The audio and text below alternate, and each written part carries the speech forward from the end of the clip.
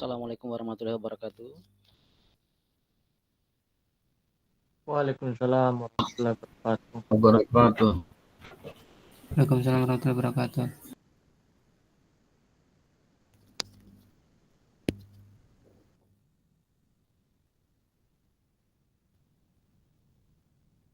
Ya, alhamdulillah pada kesempatan ini kita masih bisa bertemu kembali lagi di Tatap Maya di modul 1.5 ya. Ya baiklah kakak-kakak, puji syukur kita panjatkan kepada Subhanahu wa taala di mana pada kesempatan siang ini kita masih bisa sama-sama kembali bertatap muka. Semoga kita semua dalam keadaan sehat semua ya. Ya baiklah kakak-kakak, sebelum kita mulai kita punya kegiatan, terlebih dahulu seperti biasanya ya kita lakukan pembacaan doa ya, dan harapannya semoga apa yang kita pelajari di kesempatan ini kita masih diberikan rahmat sehingga kita bisa memahami apa yang kita pelajari pada momen kegiatan ini. Ya baiklah, kakak-kakak ada yang siap untuk memimpin doa pembuka? Silakan.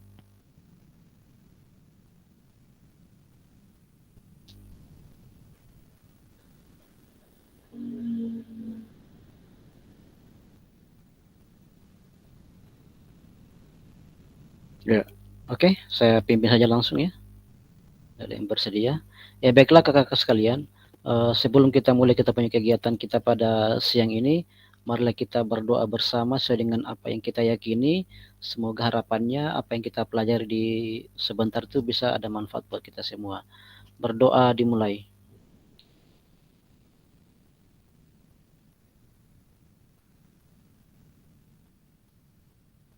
Doa selesai. Ya, baiklah kakak-kakak. Sekarang kita bertemu kembali lagi bertatap di Tatap Maya kali ini. Ya seperti biasa, untuk kesepakatan bersama, ya pertama menyalakan kamera atau on cam bila jaringan memungkinkan. Kemudian yang kedua mematikan mikrofon bila fasilitator sedang menyampaikan materi. Tujuannya supaya tidak mengganggu juga teman yang lain. Kemudian yang ketiga hadir sepenuhnya, menghargai waktu bersama. Kemudian memaksimalkan fitur chat atau kolom chat yang ada di tampilan layar kita masing-masing. Kemudian biasakan menggunakan raise hand. Dan terakhir, gangguan teknis adalah hal yang wajar ya. Pasti kita pahami semua itu. Oke, kalau bapak-bapak, kakak-kakak sekalian, di sini saya mau menyampaikan tujuan daripada sesi kita kali ini ya. Jadi tujuannya kita sesi kali ini pertama, kakak-kakak diharapkan dapat memahami 3 karakteristik utama dari kurikulum Merdeka serta keterkaitannya dengan prinsip pemikiran Ki Hajar Dewantara. Yang kedua, kakak-kakak mampu memahami pengembangan kurikulum PJOK. Dan yang ketiga, kita diharapkan mampu memahami penyusunan program PJOK yang berkualitas dengan backward design. Ya, jadi itulah 3 tujuan daripada sesi pembelajaran kita di sesi siang ini. Ya. Adapun agenda sesi kita sekarang, yang pertama backward design atau backward design, kemudian kedua pengembangan kurikulum PJOK, dan ketiga pemikiran Ki Hajar Dewantara dan kurikulum Merdeka.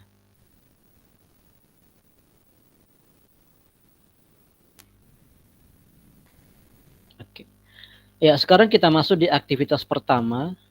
Di sini tentang backward design dalam pengembangan kurikulum PJOK. Ya. Di sini ada pertanyaan. Menurut kakak-kakak dari skala 1 sampai 10 ya, misalnya kira-kira kita buat rentan poin dari angka 1 sampai 10, kira-kira seberapa dalam pemahamannya kakak-kakak tentang kurikulum PJOK. Jadi di sini ada pertanyaannya buat kakak-kakak ya. Mungkin bisa dijawab pendapatnya. ya, pemahamannya tentang kurikulum PJOK sudah artinya sampai di rentan angka berapa? Kalau diibaratkan poin 1 sampai 10. Jadi kakak-kakak ada di poin ke berapa kira-kira?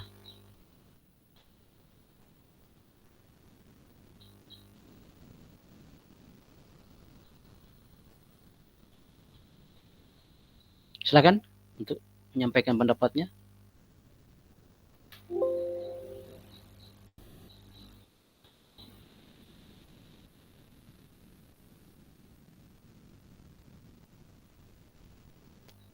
Ya, Kak Ade, Mas Kuri, Muhammad Rizal atau Fardal?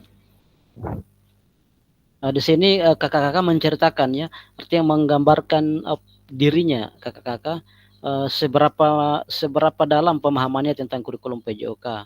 Artinya diibaratkan dari rentan angka 1 sampai 10 itu.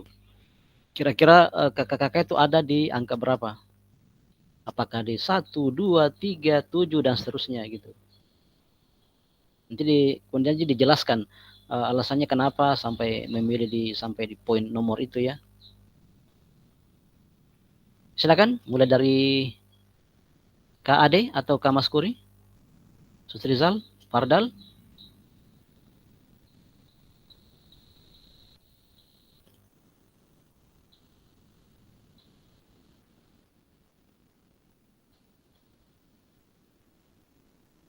Kakak masih mendengar suara saya?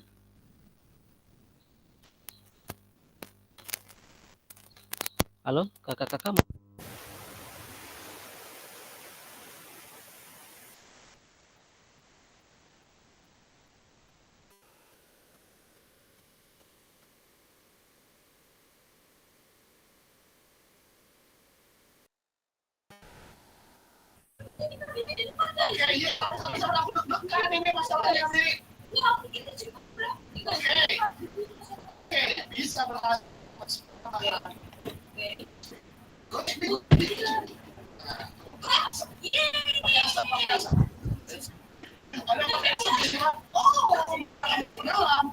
Kurikulum Merdeka.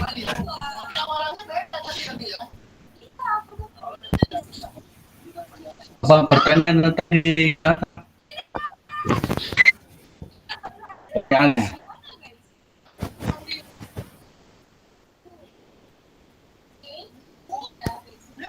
dari angka 1 sampai 10 sampai di mana?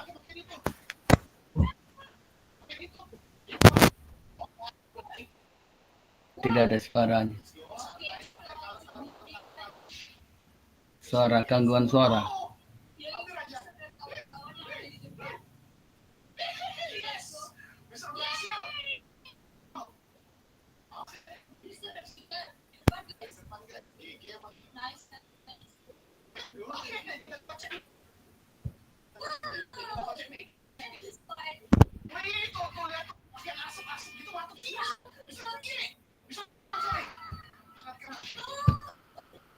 Suara. Ya, suaranya kedengaran. Silakan. Oh, udah ada ya. Pertanyaannya tadi 1 sampai 10 mana apa? Pertanyaannya Dari 1 sampai 10 itu kakak-kakak kira-kira ada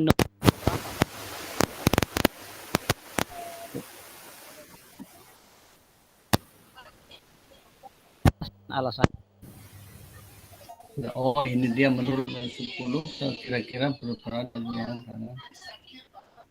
pemahaman dalam tentang hukum PJOK.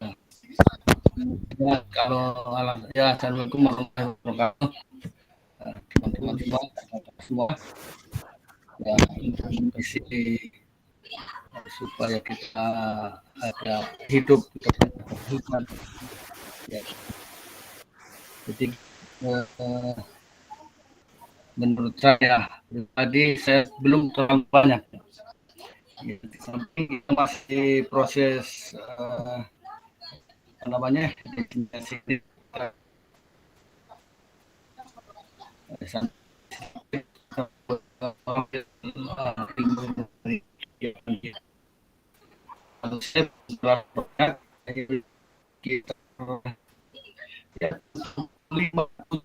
8. Tapi kita punya pertemuan cukup belum selesai.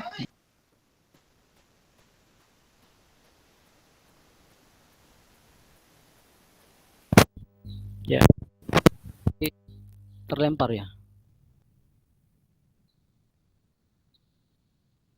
Ya, silakan Kak Fardal atau Sutrizal menyampaikan pendapatnya.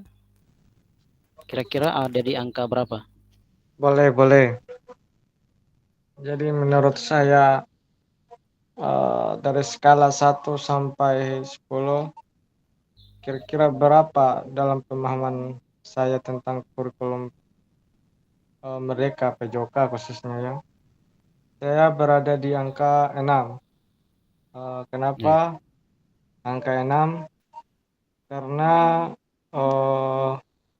di sini saya sedikit menunjukkan bahwa pemahaman saya itu hanya berada di kategori cukup baik, di mana hanya berada di rata-rata saja mengenai tentang kurikulum PJOK, kurikulum Merdeka ini, di mana ada beberapa pemahaman yang lebih mendalam, di mana di situ saya belum dapat menerapkan kurikulum dalam pembelajaran kurikulum Merdeka ini dalam pembelajaran PJOK. Masih ada aspek-aspek yang belum menyeluruh yang saya kuasai, sehingga perlu adanya yang namanya pengetahuan, penguatan, sehingga saya bisa perlu adanya namanya pelatihan kompetensi, sehingga saya bisa meningkatkan pengetahuan saya mengenai kurikulum Merdeka, khususnya PJOK. Oke, terima kasih. Iya, terima kasih Kak Sutrizal. Ya, silakan Kak Fardal atau Kak Ade Chandra menyampaikan pokok-pokok pikirannya terkait pemahamannya tentang kurikulum PJOK.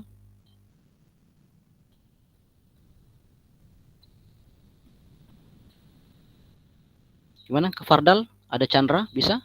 Silakan.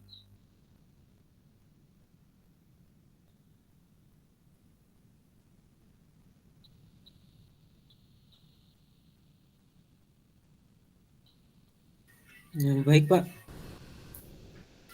Ya, silakan. Kalau saya Pak, dari skala 1 sampai 10,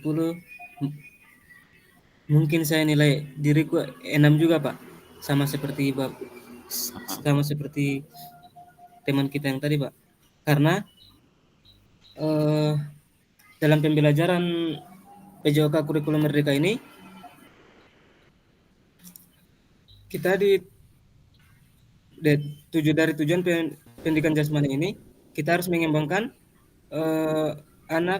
mengembangkan kemampuan anak secara keseluruhan melalui kegiatan jasmani. Bukan hanya fisik saja Pak, melainkan mental, emosional, intelektual, dan kesehatan secara keseluruhan. Nah, sementara di sini Pak, kalau seperti saya Pak, di mana kita di sekolah saya ini Pak, tidak ada lapangan Pak. Jadi kita lakukan aktivitas jasmani itu Pak terbatas Pak. Ada yang bisa, ada aktivitas fisik yang bisa kita lakukan, dan ada yang tidak Pak. Akhirnya yang tidak tadi hanya kita pelajari materinya, cukup kita tahu saja ini teknik-tekniknya seperti ini tanpa kita praktekkan langsung Pak. Karena itu tadi Pak, lapangannya tidak tersedia Pak. Saya kira begitu Pak. Oh iya, oke. Terima kasih ya Kak Chandra. Lanjut Kak Fardal, silakan. Ya, terima kasih Pak atas kesempatannya. Jadi kalau menurut saya kurang belum bisa menilai diri saya sampai di mana. Tapi yang perlu saya ketahui bahwasanya kurikulum Merdeka dalam PJOK itu di mana kita mengajar itu berpusat pada peserta didik. Jadi mengenai teman-teman yang sebelumnya menyatakan bahwasanya kayak tadi lapangan tidak memadai, mungkin kita bisa kita bisa memodifikasinya dengan cara yang lebih simpel, tapi bisa kita praktekkan di daerah yang bisa secukupnya. Karena merdeka itu berarti kita menuntut siswa itu agar lebih merdeka, maksudnya kita tidak mesti mengajar seperti zaman yang sebelumnya, kita hanya terfokus pada satu titik. Mungkin yang tadinya kita mengajar hanya kita metode ceramah, mungkin dengan kurikulum merdeka ini, merdeka dalam PJOK ini, kita bisa berpusat pada siswa. Contoh, kita bisa fokus pada minat dan bakat siswa, kita bisa agar kita bisa memotivasi siswa, begitu Pak, agar maksudnya jangan dia tertekan, maksudnya karena kita ini dituntut merdeka, jadi kita buat siswa itu agar lebih luas dalam belajarnya. Terus kita harus melakukan pembelajaran yang lebih aktif. Di situ juga kita harus lebih fleksibel lagi, maksudnya kita lebih terbuka lagi, jangan hanya kita terfokus pada satu titik saja, kita bisa mengembangkan diri kita dengan pembelajaran yang sebenarnya. Kalau menurut saya seperti itu, Pak. Pak, bisa Pak jawabannya Kak Muhammad Fardal tadi, Pak? Oh iya, silakan. Begini Kak. Bukannya tidak mau mengajarkan, cuman situasinya, kondisinya, bukannya tidak mau mencari juga lapangan atau bukannya tidak mau modifikasi. Cuman di kami ini, Pak, SD dan SMP itu satu, Pak. Jadi mau ambil di mana lapangan, Pak? Jadi hanya yang seperti sepak bola, ya bisa juga Pak, tapi kecuali sore-sore naik di lapangan. Sementara di sini Pak, kalau jam pembelajaran kita di sekolah sini tidak diizinkan keluar di luar. Jadi hanya saya sampaikan kepada anak-anak, siapa saja yang mau bermain, yang mau memang betul-betul bermain, yang mengetahui teknik-tekniknya bisa naik di lapangan nanti sore-sore, begitu Pak. Tapi kalau di sekolah tidak bisa sama sekali Pak. Oh iya. Oke, iya.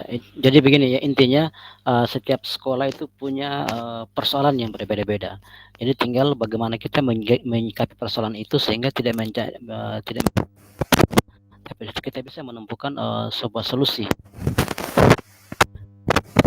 dan memberikan gambarannya terkait posisi diri.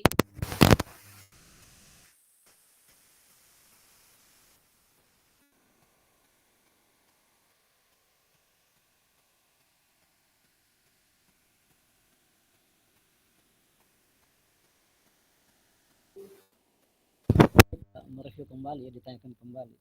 Kenapa harus ada pelajaran PJOK di sekolah? Apa tujuannya? Silakan kakak memberikan jawabannya.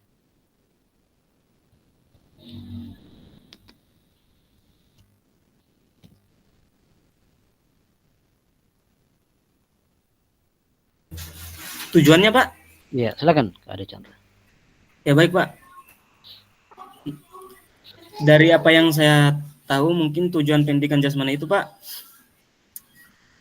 seperti yang saya bilang tadi Pak, mengembangkan kemampuan anak secara keseluruhan melalui kegiatan jasmani ini Pak. Bukan hanya fisik saja, tetapi juga mental, emosional, intelektual, dan kesehatan Pak. Itu Pak. Terima kasih. Silakan yang lain untuk menyampaikan pendapatnya terkait dengan apa tujuan dari adanya pelajaran PJOK ini.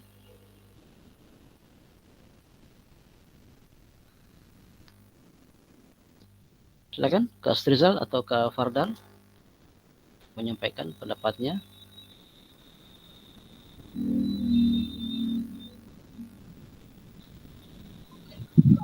Ini Pak, sebenarnya jawabannya ini sudah sama seperti teman yang sebelumnya, hanya saya menambahkan sedikit.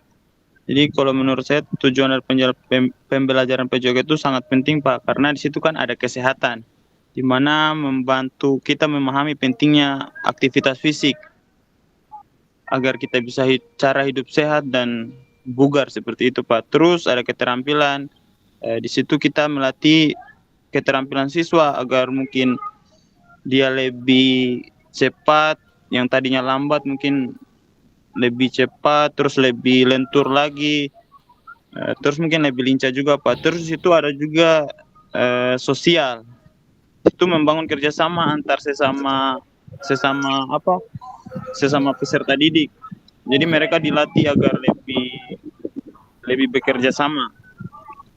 Terus mental juga di situ.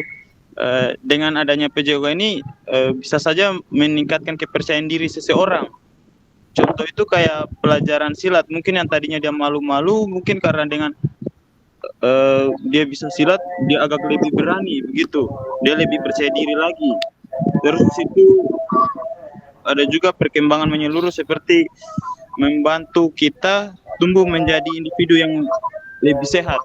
Seperti itu, Pak, kalau menurut saya. Iya, luar biasa ya jawaban dari kakak-kakak semua.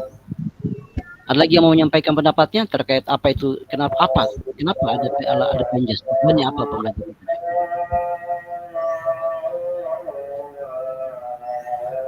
Kalau tidak,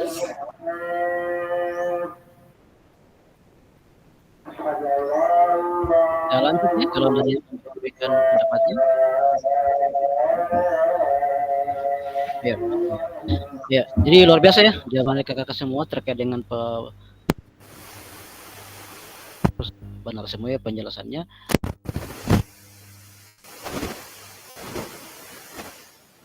PJOK di kurikulum Merdeka atau tahun 2024 itu pendidikan jasmani, kesehatan dan olahraga itu bertujuan sebagai pembelajaran bagi peserta didik pertama dalam mengembangkan, menerapkan dan mengevaluasi keterampilan, konsep, strategi gerak yang akan menjadi disposisi untuk berpartisipasi dalam berbagai aktivitas jasmani dengan penuh kepercayaan diri, kompetensi dan kreativitas. Yang kedua, membantu dan memberi dukungan mereka dalam memilih gaya hidup serta gaya hidup sehat dan aktif secara jasmani. Yang ketiga, membangun dan menerapkan keterampilan sosial dan emosional melalui konteks pembelajaran yang menekankan nilai-nilai fair play, kerja tim, dan inklusivitas. Dan terakhir, menanamkan apresiasi dan mengembangkan sikap positif untuk aktif secara jasmani sepanjang hayat sebagai upaya peningkatan keseluruhan kualitas hidup. Ya. Jadi inilah 4 dari capaian pembelajaran PJOK ya untuk peserta didik nanti, harapannya seperti ini. Jadi 4 kompetensi atau 4 tujuan yang perlu kita kembangkan atau kita terapkan di sekolah dan kelasnya kita masing-masing. Oke, lanjut kita masuk di sesi diskusi. Mari kita berdiskusi sesuai pertanyaan-pertanyaan pada slide berikut ya. Jadi ini ada slide yang bisa kita diskusikan. Ya. Pertanyaannya, terlepas dari kurikulum apapun, apakah selama ini Bapak Ibu sudah memahami dengan baik tujuan daripada mata pelajaran Penjas ini?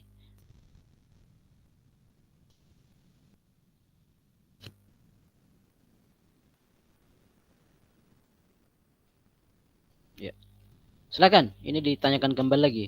Terlepas dari kurikulum apapun, apakah selama ini Bapak Ibu sudah memahami dengan baik tujuan mata pelajaran ini? Ya, sudah dipahami kah atau mungkin kurang paham atau masih abu-abu atau belum paham sama sekali?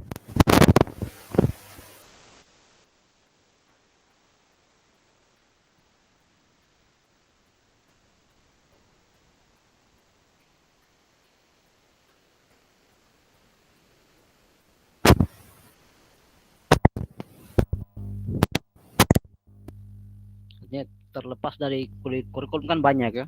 Mungkin saya bisa jelaskan dulu di awal terkait kurikulum.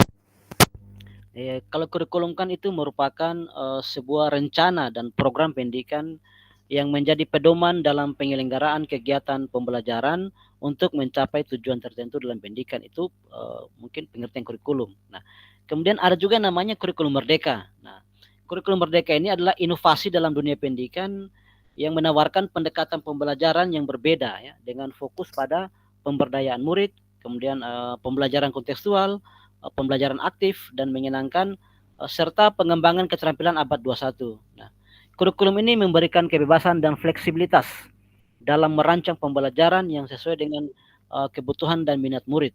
Nah, inovasi dalam dunia pendidikan yang menawarkan pendekatan pembelajaran yang berbeda dengan fokus pada pemberdayaan murid. Ya, jadi pembelajaran kontekstual, pembelajaran aktif dan menyenangkan, serta pengembangan keterampilan 21 ini. Jadi kurikulum ini memberikan kebebasan dan fleksibilitas ya dalam merancang pembelajaran sesuai dengan kebutuhan minat murid. Jadi di kurikulum Merdeka memang kita guru diberikan kebebasan ya untuk merancang sebuah pembelajaran yang menurut kita bagus dan disenangi atau disukai oleh murid dan sesuai dengan kebutuhan murid. Ya.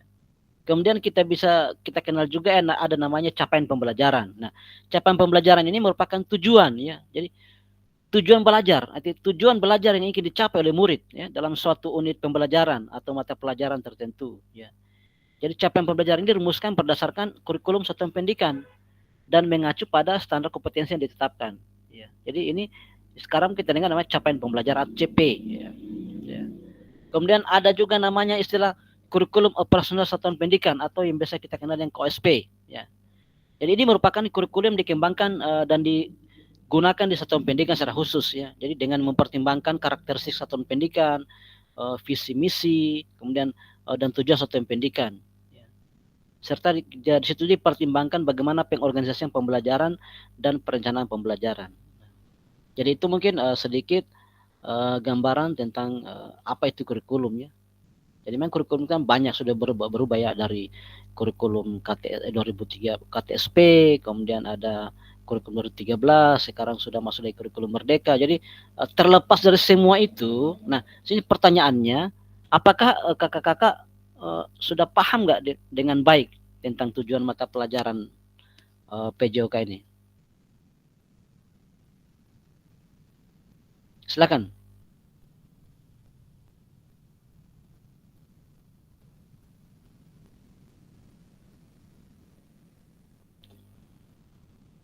Ya, silakan kakak-kakak. Bisa menyampaikan pendapatnya. Sini pertanyaannya, apakah kakak-kakak sudah memahami dengan baik ini tujuan mata pelajaran PJOK ini?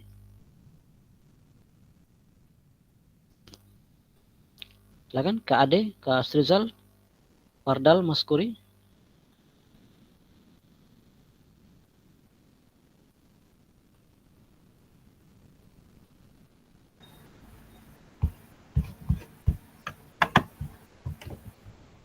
Silakan Kak Mas Kuri mau menjawab. Iya, saya. Jadi menurut saya tujuan pendidikan jasmani itu untuk mengembangkan peserta didik secara keseluruhan melalui kegiatan jasmani, bukan hanya mengembangkan fisik saja, tapi dengan mengembangkan mental, sosial, emosional, serta intelektual, kesehatan secara menyeluruh. Ya itu saja. Pertanyaannya, apakah Kak Mas Kuri sudah sangat memahami atau masih abu-abu atau belum paham sama sekali tentang ini mata pelajaran PJOK? Iya. Tuh, mana tadi? Begitu pertanyaan. Sudah memahami? Ya, sudah paham dengan baik atau belum tahu sama sekali? Nah, itu pertanyaannya. Ya, baru sebagian. Ya, artinya sudah memahami sebagian. Ya, sudah. Iya, terima kasih. Lanjut, yang lain bagaimana? Jadi Kak Mas Kuri tadi sudah menyampaikan dia sudah memahami sebagian. Ya. Kalau Kak Ade, Strizal atau Kak Fardal, bagaimana pemahamannya tentang tujuan pembelajaran PJOK ini?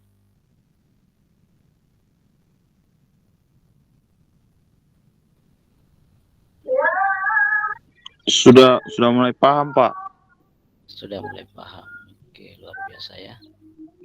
Harapannya kita ya setelah selesai kegiatan ini kita sudah paham ya dengan kurikulum dan apa itu tujuan pembelajaran Penjas. Ya, kalau Kak Ade Chandra bagaimana pemahamannya tentang tujuan pembelajaran PJOK? Iya Pak, sudah memahami juga Pak. Sudah memahami. Oh, ya, cuman kan di sini Pak seperti itu tadi Pak, dia punya kan aktivitas ini aktivitas fisik juga ini untuk tujuan kesehatan, gitu Pak. Jadi kalau kita mengacu juga, kan kita ini mengacunya sama buku ajar, bukunya kita. Iya. Seperti aktivitas fisiknya itu saya Pak, kalau apa namanya, ada yang tidak bisa dilakukan Pak, tapi kalau memahami itu alhamdulillah bisa Paham. memahami Pak. Iya, luar biasa ya. Artinya dipahami lah apa itu mata pelajaran penjas tujuannya apa. Makasih ya kakak sudah paham semua. Oke, lanjut di slide selanjutnya. Di sini ada lagi pertanyaan, dalam konteks kurikulum merdeka, apakah tujuan-tujuan dari yang kakak-kakak sudah sampaikan tadi, apakah itu bisa dicapai?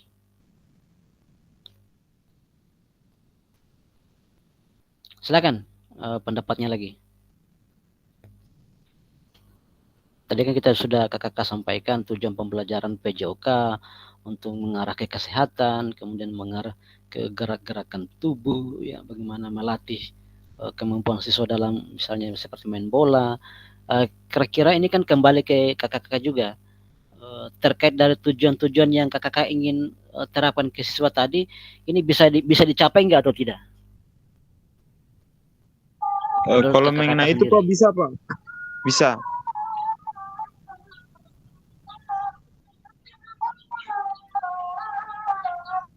Bisa dicapai.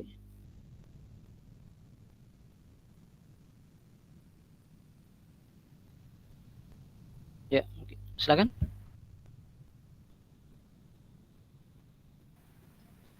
Iya, pendapat saya bisa dicapai dengan panduan seperti ada CP, ada hanya seperti itulah, ada CP, ada apalagi capaian pembelajaran, ada CP, ATP, kemudian ada ATP. Dengan panduan itu, insya Allah kita bisa sampailah pada tujuan itu, bisa tercapai. Ya, jadi tujuan pembelajaran kan ini kan masuk di ATP ya. Jadi turunan dari TP, kemudian masuk ATP, dan itu kita akomodir dalam modul ajar. Ya. Intinya kakak-kakak menyampaikan bahwa bisalah dicapai ya, selama kita kakak-kakak tidak keluar dari rambu-rambu modul ajar yang sudah kakak-kakak sendiri buat. Ya mungkin yang lain silakan ada pendapatnya.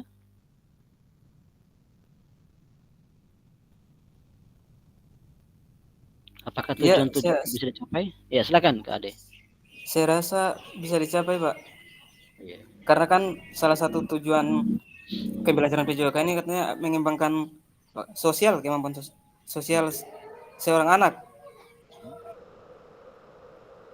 Iya, bisa ya. Mengembangkan sosial anak Pak. Ya, Kalau di situ kan bisa diadakan seperti kerja kelompok anak, atau mungkin bermainan beregu bertim-tim, supaya mereka bisa berkomunikasi pada situ Pak, bisa bertukar pikiran seperti itu Pak. Oh iya, oke. Luar biasa ya pendapat dari Kak Ade Chandra terkait dengan kontes kurikulum merdeka, apakah tujuannya bisa dicapai, menyampaikan bahwa bisa dicapai dengan beberapa hal tadi ya. Oke, selanjutnya ada lagi sebelum kita lanjut?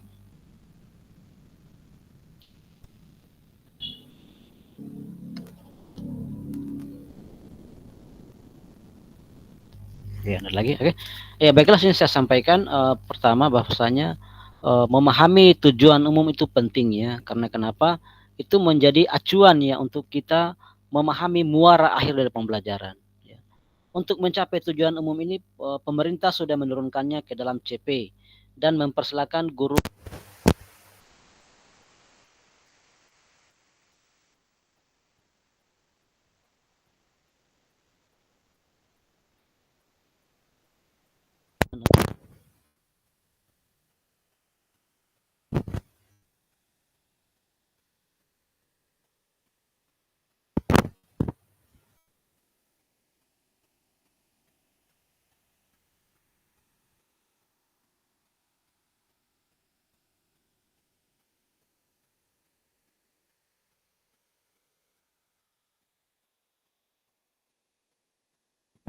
ini merupakan tuntutan daripada kurikulum merdeka. Oke. Oke. Nah, sekarang bagaimana kita memastikan agar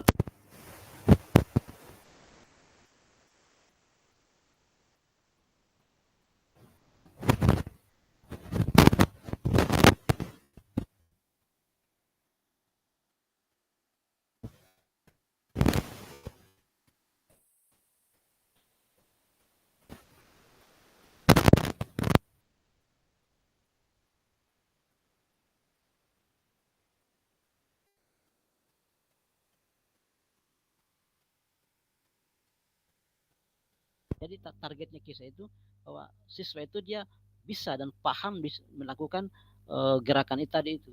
Jadi kita memang harus betul-betul mengasar pada tujuan yang ingin kita capai. Ya, karena terkadang meleset, arti kita tidak lagi mengikuti tujuan pelajaran. Jadi makanya kita diharapkan harus konsisten dengan apa yang kita berikan ke siswa. Oke, lanjut.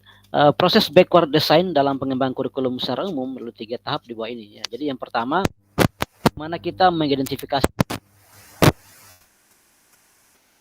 dan ketiga, merencanakan pengalaman belajar dan strategi pembelajaran. Jadi ini 3 indikator proses backward design ya dalam pengembangan kurikulum secara umum. Nah, jadi yang pertama, bagaimana kita mengidentifikasi CP atau capaian pembelajaran dari pemerintah yang diberikan. Kemudian kita menentukan metode penilaiannya, dia modelnya seperti apa penilaiannya.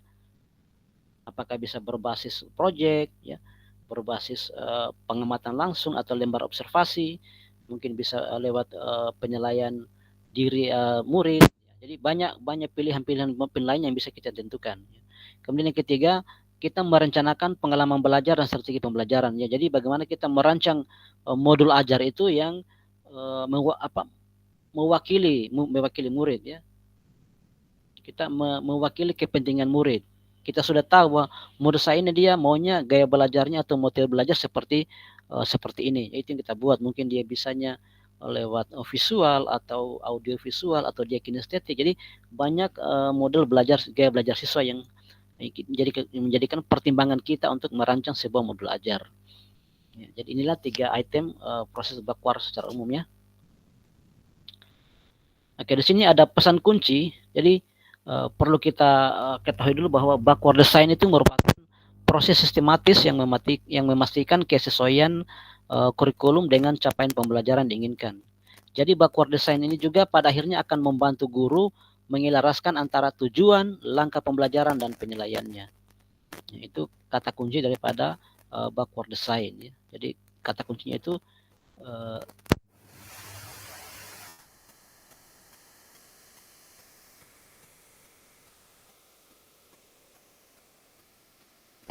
sehingga kita belajar untuk murid ya.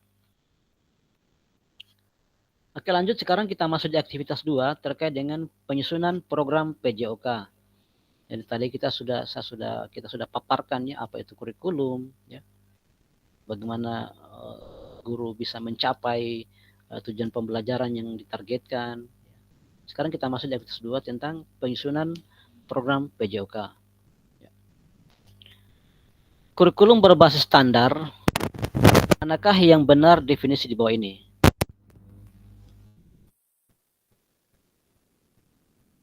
Ya. Kurikulum pertama, kurikulum merupakan perangkat aktivitas untuk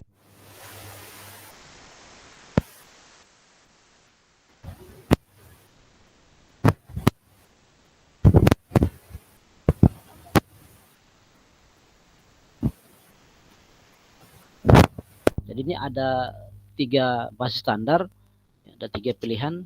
Ya, jadi yang benar adalah kurikulum adalah suatu standar ya untuk mengetahui apa yang peserta didik harus pelajari, meliputi keterampilan, pengetahuan, dan sikap.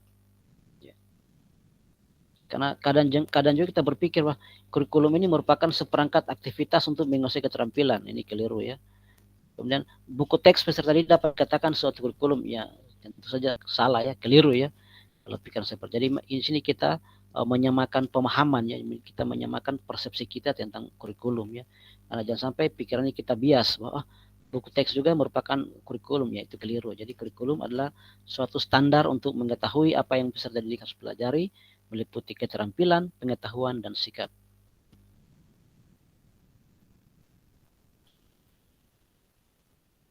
Ya. Oke, di sini komponen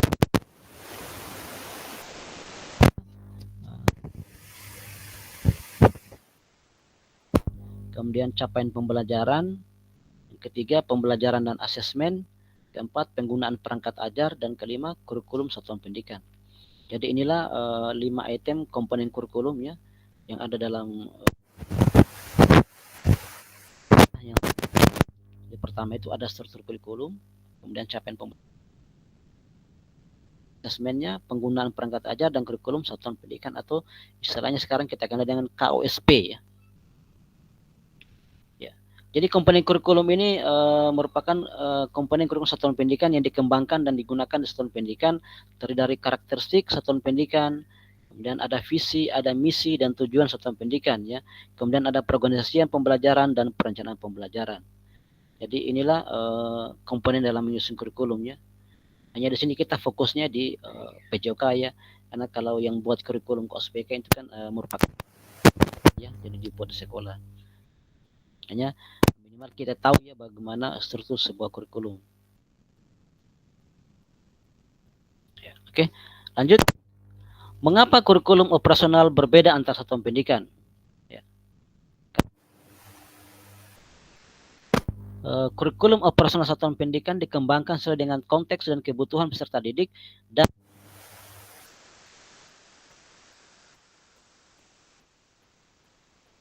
dengan kultur gerak di mana peserta didik tinggal. Nah ini kembali dari ke kasus yang dialami ke Chandra tadi. Jadi memang konteks setiap sekolah itu dia berbeda ya. Dia tidak sama persoalan dan yang dihadapi sekolahnya. Makanya pemerintah dia memberikan keleluasaan ya, kepada setiap sekolah, dia berhak menentukan kurikulumnya. Ya. Dia berhak menentukan bagaimana visinya, bagaimana misinya, bagaimana perangkat ajarnya, itu dikembalikan ke sekolah masing-masing. Jadi kita menyesuaikan ya.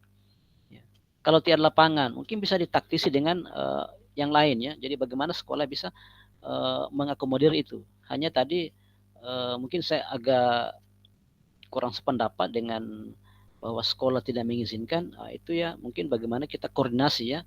Kita koordinasi bagaimana mentaktisi kalau bila mana ada kegiatan yang harus memang membutuhkan lapangan, kemudian kondisi sekolah tidak punya lapangan, ya bagaimana kita koordinasi dengan stakeholder sekolah, khususnya kepala sekolah, untuk bisa menyampaikan, karena ini kan pembelajaran yang memang butuh sarana yang besar. Mungkin bisa diarahkan ke lapangan kalau tidak terlalu jauh, ya bisa jaraknya dekat, bisa anak-anak diarahkan ke situ ya.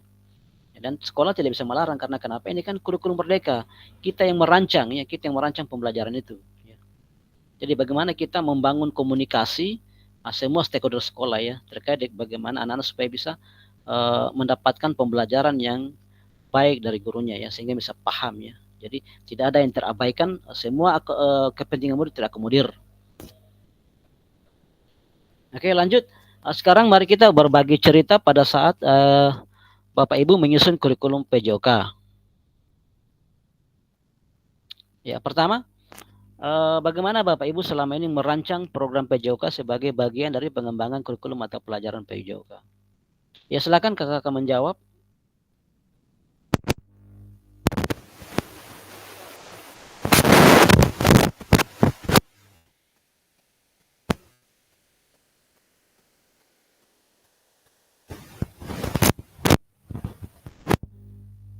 Silakan, pengalaman diceritakan mungkin pada saat menyusun.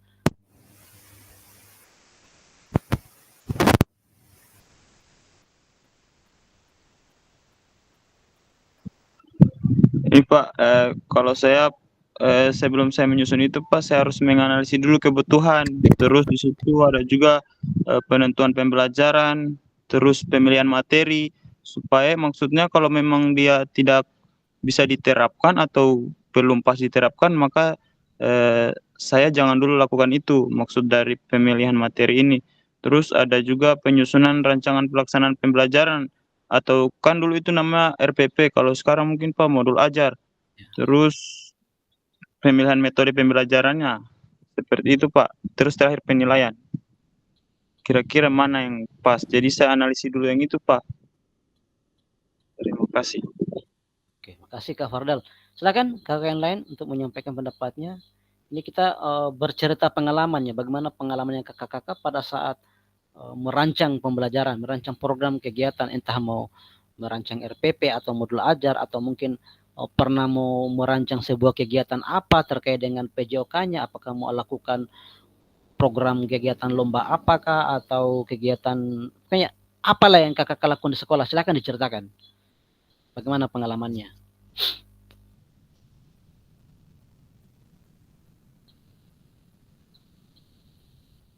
Ya, silakan Kak Astrizal atau? Boleh Oh ya, sedikit silakan. bercerita. Jadi pengalaman saya ketika merancang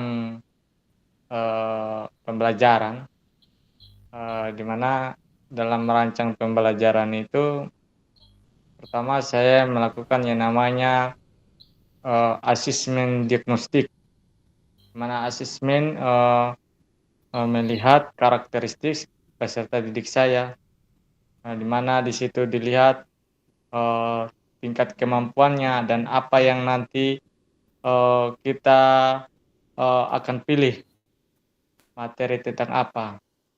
Jadi setelah analisis ini kita bisa menentukan permainan apa yang akan kita lakukan dalam proses pembelajaran.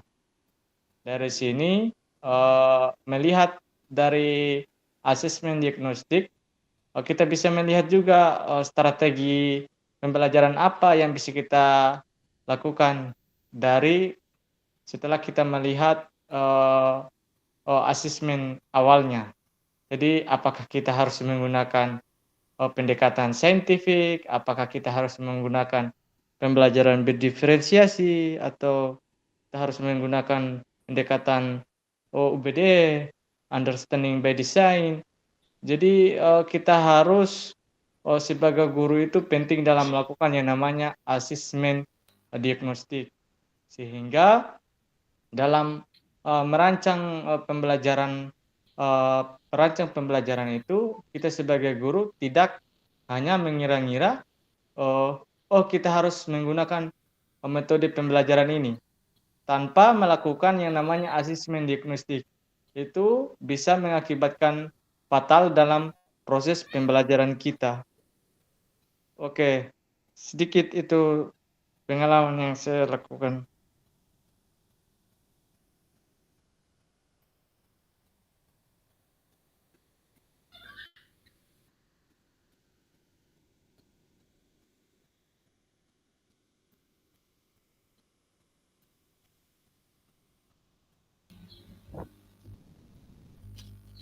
Ya, terima kasih Kak Sutrizal. Silakan kakak yang lain. Mungkin Kak Noni, silakan. Bagaimana pendapatnya? Pengalamannya ketika merancang sebuah program. Mungkin apakah merancang RPP atau modul ajar, bisa diceritakan. Bagaimana pengalamannya? Mungkin apakah ada tantangan yang dihadapi atau silakan diceritakan pengalamannya. Hal apa yang dilakukan? Terima kasih atas kesempatan yang diberikan kepada saya. Biasanya pada saat saya akan melakukan mengajar itu, pertama menentukan dulu tujuan pembelajaran yang diajarkan atau misalnya saya jelaskan. Kemudian biasanya juga memilih materi yang relevan atau yang bisa saya lakukan. Terus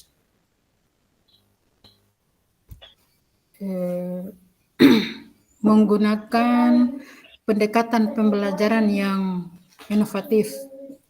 Mungkin hanya itu yang saya berikan, misalnya kalau pada saat saya mengajar. Oke, makasih ya Kak Noni sudah menyampaikan pengalamannya. Lanjut, ada lagi? Kalau ada Chandra, silakan. Bagaimana pengalamannya?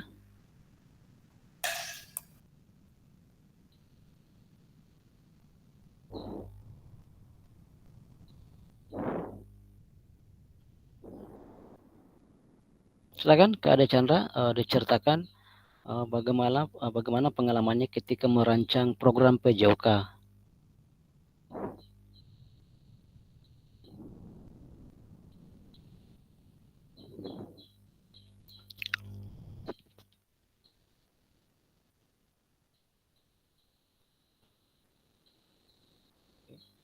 Sudah siap ya. Oke, kita lanjut di kedua. pertanyaannya, apa saja yang selama ini Bapak Ibu anggap menjadi sesuatu yang bernilai untuk dipelajari di murid di kelas PJOK? Mungkin bisa direnungkan apa yang selama ini kita anggap itu menjadi sesuatu yang penting untuk dipelajari oleh murid di kelas. Apa kira-kira? Silakan, kakak berikan pendapatnya.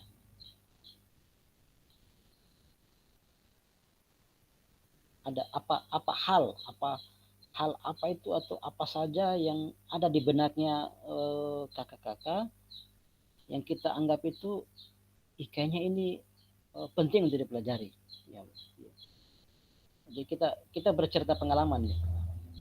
Mungkin ada sesuatu yang kita ingat terus ini kayaknya harus disampaikan ke siswa. Dia harus tahu ini penting, mungkin entah gerakan apa atau apa ya.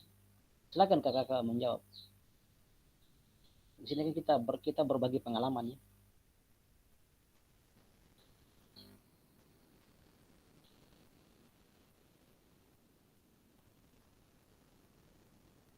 Silakan sampaikan pendapatnya. Mungkin apakah penampilannya kita yang perlu dilihat oleh siswa, atau mungkin dari gaya kita mengajar, atau bisa jadi mungkin dari karakternya kita, mungkin bagaimana kita disiplinnya ketika ke sekolah datang tepat waktu atau apalah, apa yang menurut kakak-kakak itu penting yang harus dipelajari oleh muridnya. Silakan. Ini Pak, kalau menurut saya mengenai kesehatan, saya rasa kalau dengan beraktivitas itu dalam PJOK itu, makanya selalu saya menekankan siswa agar beraktivitas walaupun mungkin kemampuannya belum seperti teman-temannya yang bisa, paling tidak mereka bisa beraktivitas sehingga kesehatan itu yang tadinya mungkin loyo-loyo bisa menjadi sehat, bugar begitu, lebih bersemangat. Terus mengenai pengetahuannya juga sama keterampilan geraknya. Itu yang selalu saya terapkan dalam pembelajaran PJOK, Pak. Kurang lebih seperti itu. Terima kasih. Yang lain silakan. Kalau menurut saya Pak, kalau saya pada saat saya akan mengajar itu Pak, biasanya saya melihat kerapian siswa. Kalau misalnya saya mengajar baru siswa itu tidak memakai baju olahraga, saya pisahkan bahwa yang mengikuti pelajaran PJOK itu harus berpakaian olahraga supaya kelihatan rapi, kemudian kebersamaannya ada. Kedua mungkin masalah kemalasannya. Kalau misalnya bagaimana siswa itu dia selalu aktif melakukan gerakan-gerakan, selalu saya sampaikan bahwa kalau misalnya ke sekolah sarapan atau mungkin ya sebisanya siswa itu mampu, maksudnya supaya aktif untuk melakukan pelajaran. Barangkali hanya itu saja Pak yang menurut saya. Terima kasih Kak Noni sudah menyampaikan pendapatnya. Silakan yang lain lagi. Iya Pak. Ya, kalau menurut saya Pak, yang menjadi sesuatu yang bernilai itu Pak, semisal keterampilan sosialnya Pak. Mungkin anak itu di kelas mungkin dia suka sendiri atau tidak menyukai keramaian begitu Pak, karena masing-masing karakteristik peserta didik itu berbeda-beda. Dengan adanya dengan adanya kerjasama kelompok atau kegiatan-kegiatan yang melibatkan kelompok, dia menjadi lebih aktif Pak, begitu Pak. Iya, terima kasih ya, luar biasa ya pendapat kakak terkait pengalamannya di sekolah ya. Oke, silakan satu lagi kalau ada. Oke, saya sedikit Pak, kakak-kakak sekalian. Jadi saya sedikit memberikan jawaban yang saya anggap sesuatu yang bernilai untuk dipelajari peserta didik saya di kelas khususnya di PJOK. Jadi saya selalu menanamkan yang namanya nilai-nilai fair play, di mana peserta didik itu bermain adil. Karena kita lihat dalam permainan ini peserta didik banyak tidak menimbulkan yang namanya sikap sportivitas, di mana mereka selalu bermain curang. Di sini saya sebagai guru PJOK selalu menanamkan yang namanya sikap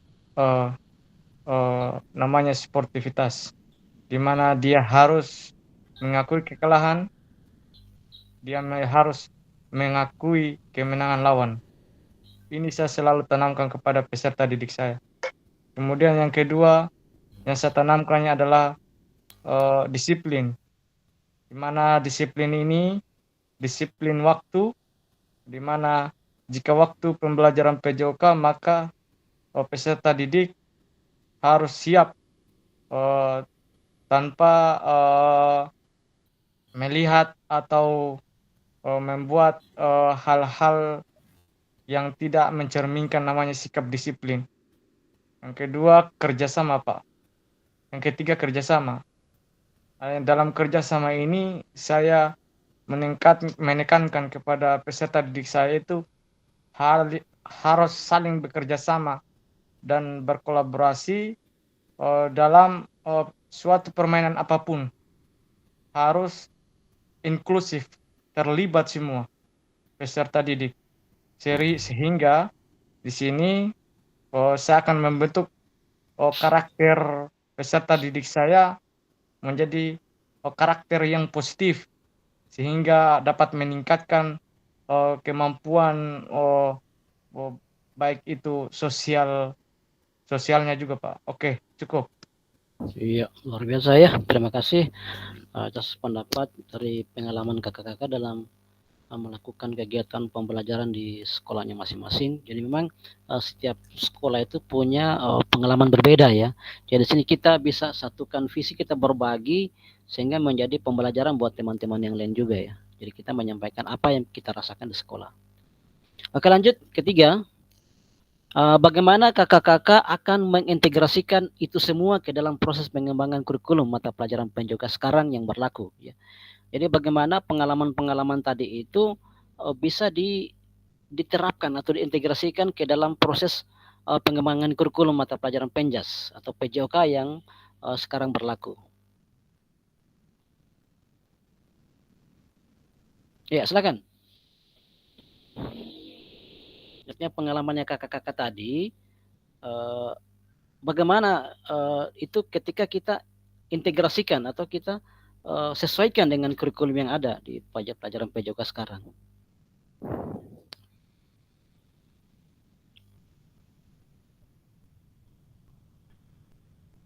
Silakan disampaikan pendapatnya. Tadi ada yang menyampaikan asesmen, terus ada yang menyampaikan kedisiplinan.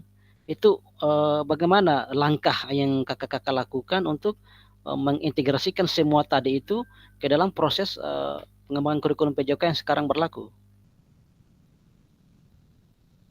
Apakah mungkin dimasukkan dalam modul ajar atau mungkin hanya itu sebatas di perencanaan saja atau bagaimana menurut kakak-kakak? Kayak tadi ada yang menyampaikan kegiatan asesmen, apakah itu masuk dalam modul ajar atau bagaimana? Silakan diceritakan.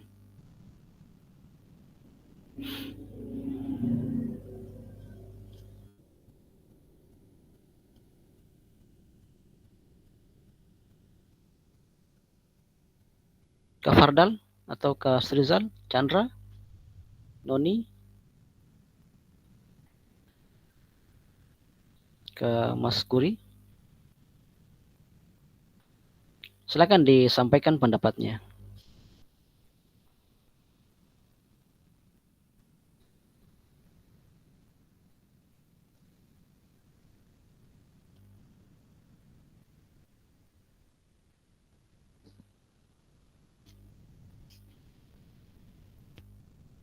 Ya, kakak masih mendengar suara saya semua?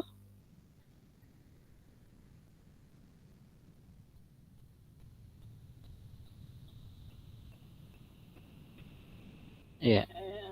Suara saya masih terdengar jelas atau bagaimana nih? Ya, masih terdengar, Pak. Oh iya. Oke. Saya kira ada terputus.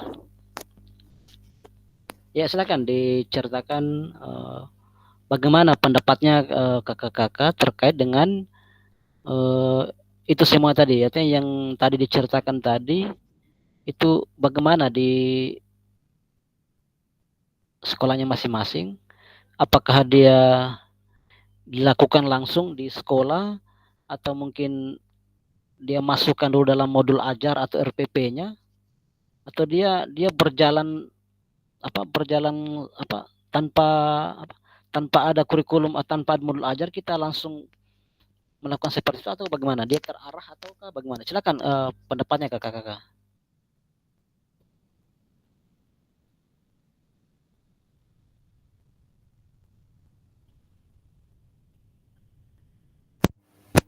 Coba Kastrizal, silakan. Biasanya Kastrizal yang banyak pengalamannya nih.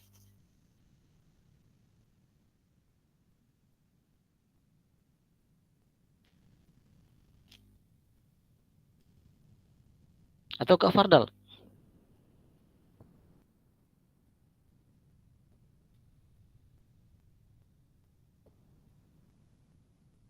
Silakan diceritakan pengalamannya supaya teman-teman yang lain bisa menjadi masukan juga ya, bisa menjadi bahan referensi ya.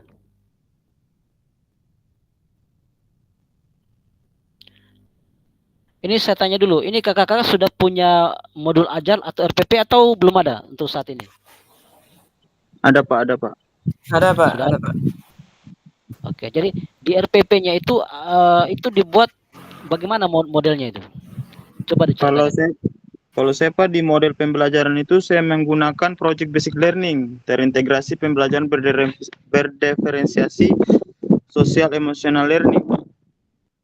Jadi mengenai gerak tadi saya kaitkan ke situ Pak. Berarti sudah masuk dalam di modul ajar ya, Iya Pak. tergambarkan ya. Iya. Jadi dia terstruktur pada menyesuaikan materi yang diajarkan. Oh iya. Oke. Kalau Kak Ade Chandra? Iya Pak. Jadi di modul ajar itu Pak terdapat semisal seperti permainan sepak bola. Di situ Pak terstruktur juga Pak teknik guru melalui bantuan dari guru siswa dapat mengetahui teknik dasar menendang bola atau atau yang lain lah Pak. Jadi kalau saya mungkin seperti mengintegrasikannya itu mungkin melalui pendekatan keterampilan itu sendiri Pak. Yang tadi itu bagaimana caranya kita mengajarkan anak-anak teknik dasar ini Pak. Teknik dasar sepak bola ini Pak. Mungkin begitu Pak. Oh iya, berarti diaplikasikan langsung ketika pada praktek itu. Iya Pak. Artinya gerakan-gerakan tadi itu Kak Ade itu langsung diterapkan pada saat lakukan praktek ya. Ya Pak, dikasih materi terlebih dahulu, materi yang ada di modul ajar, kemudian dilakukan yang namanya praktek Pak. Begitu Pak. Iya, berarti ada pengetahuan kognitif, kemudian ada psikomotoriknya juga. Iya Pak. Oh iya, luar biasa ya. Oke, Kak Strizal silakan bagaimana terkait dengan modul ajarnya? Sedikit membagi pengalaman mengenai modul ajar. Jadi ketika saya memberikan pembelajaran kepada murid saya itu, saya biasanya menekankan pembelajaran beberapa menit di dalam kelas, kemudian setelahnya itu di luar kelas. Jadi kita lihat bahwa saya kan mengajar di SD, di mana dalam pembelajaran PJOK itu saya tidak terlalu menekankan yang namanya pembelajaran yang dituntut siswa itu harus mencatat materi yang begitu banyak, yang membuat peserta didik itu bosan gitu. Jadi saya selalu menekankan itu setiap pelajaran yang PJOK, saya selalu menekankan pakai baju olahraga. Setelah pakai baju olahraga, saya menjelaskan menggunakan PowerPoint, menggunakan demonstrasi peragaan di kelas dengan Enfokus. Setelah saya membuat modul ajar dari saya menganalisis TP dari CP, sehingga saya memiliki TP, kemudian saya membuat alur tujuan pembelajaran, sehingga saya bisa memetakan, oh ini TP saya dimasukkan dalam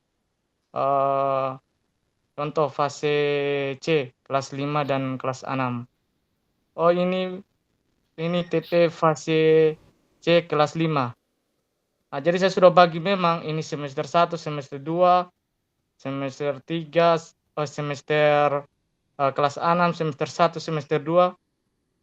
Dari pembagian TP ini sudah ada milah namanya ATP saya, alur tujuan pembelajaran saya. Dari sini saya melakukan yang namanya analisis diagnosis kepada peserta didik saya, melihat materi apa yang relevan, di mana harus disesuaikan dengan TP yang saya buat. Jadi saya harus sesuaikan dari TP yang saya buat ini. Setelah itu, setelah saya membuat itu, saya menentukan strategi pembelajaran apa.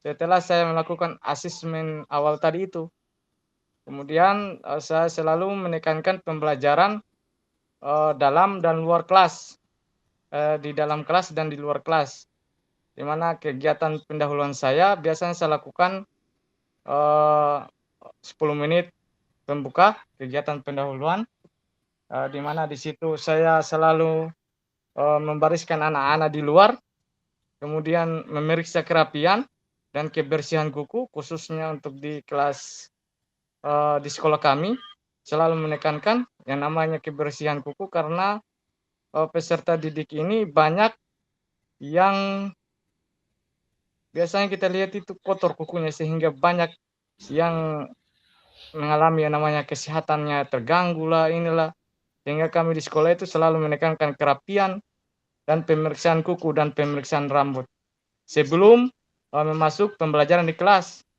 Kemudian menyalin salim kepada gurunya, kemudian saya menjalankan Enfokus, menjelaskan beberapa contoh menerapkan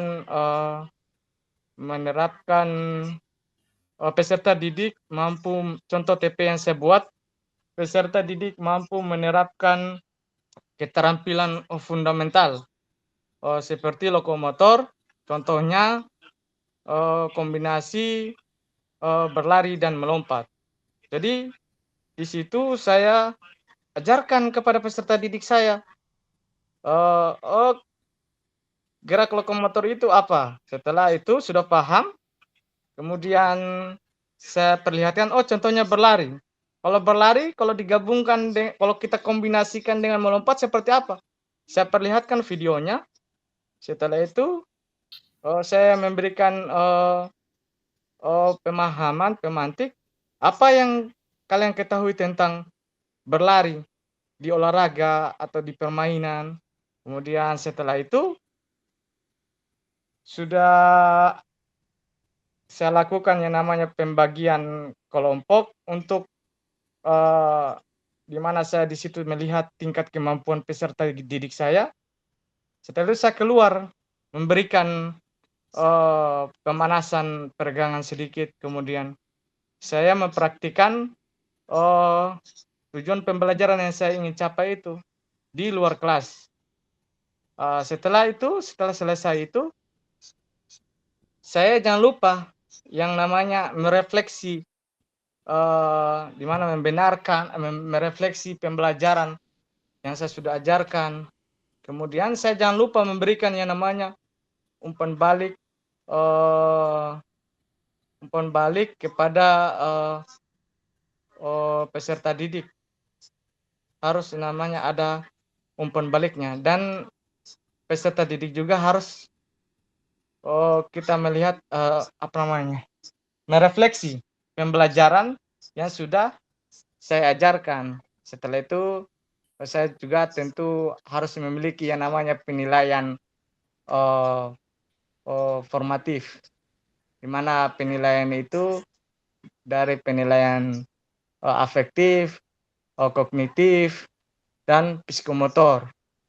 Di mana untuk penilaian sikap ini saya selalu menekankan yang namanya aspek tadi itu, dari kerjasama, dari sikap disiplin, gotong royong, dan lain sebagainya. Di situ itu nih penilaian yang biasa saya lakukan. Kemudian kalau untuk penilaian formatif pengetahuan, di situ saya memberikan sebelumnya saya sudah mencetak pertanyaan-pertanyaan yang dijawab setelah pembelajaran. Setelah itu untuk psikomotor, saya menilai gerakan yang dilakukan apakah sudah benar atau belum. Jadi itu sedikit rangkaian rancangan pembelajaran yang saya lakukan di sekolah. Oke, cukup. Iya. Luar biasa ya penyampaian paparan dari Kak Rizal. Semoga bisa menjadi perhatian dan masukan buat teman-teman juga ya, kakak yang lain, bisa mengambil titik baiknya yang bisa diterapkan di kelasnya kita masing-masing. Walaupun memang kita harus pahami bersama bahwa setiap sekolah punya kondisi dan masalah yang berbeda. Hanya bagaimana kita bisa menyikapi, mencari yang terbaik yang bisa kita aplikasikan di sekolahnya kita masing-masing. Oke, mungkin dari Kak Maitri ya, ini baru bergabung belum lama. Silakan, mungkin bisa menyampaikan bagaimana pengalamannya di sekolah ya terkait dengan modul ajar yang dibuat.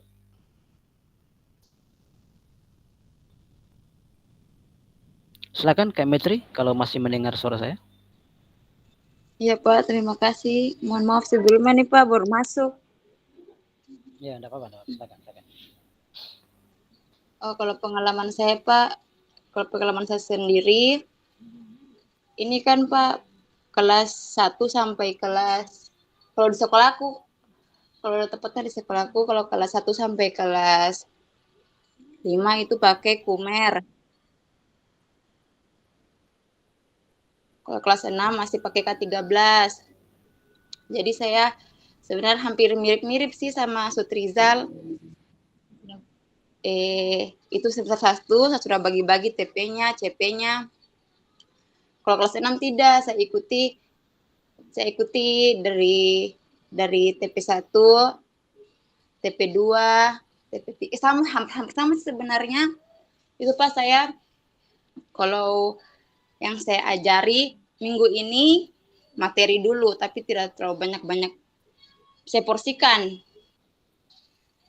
Biar siswaku tidak terlalu jenuh, tidak terlalu capek atau malas karena mencatat terlalu banyak. Jadi minggu ini saya kasih materi sedikit, minggu depan saya kasih praktek apa yang saya ajarkan kemarin, gitu Pak. Sekalian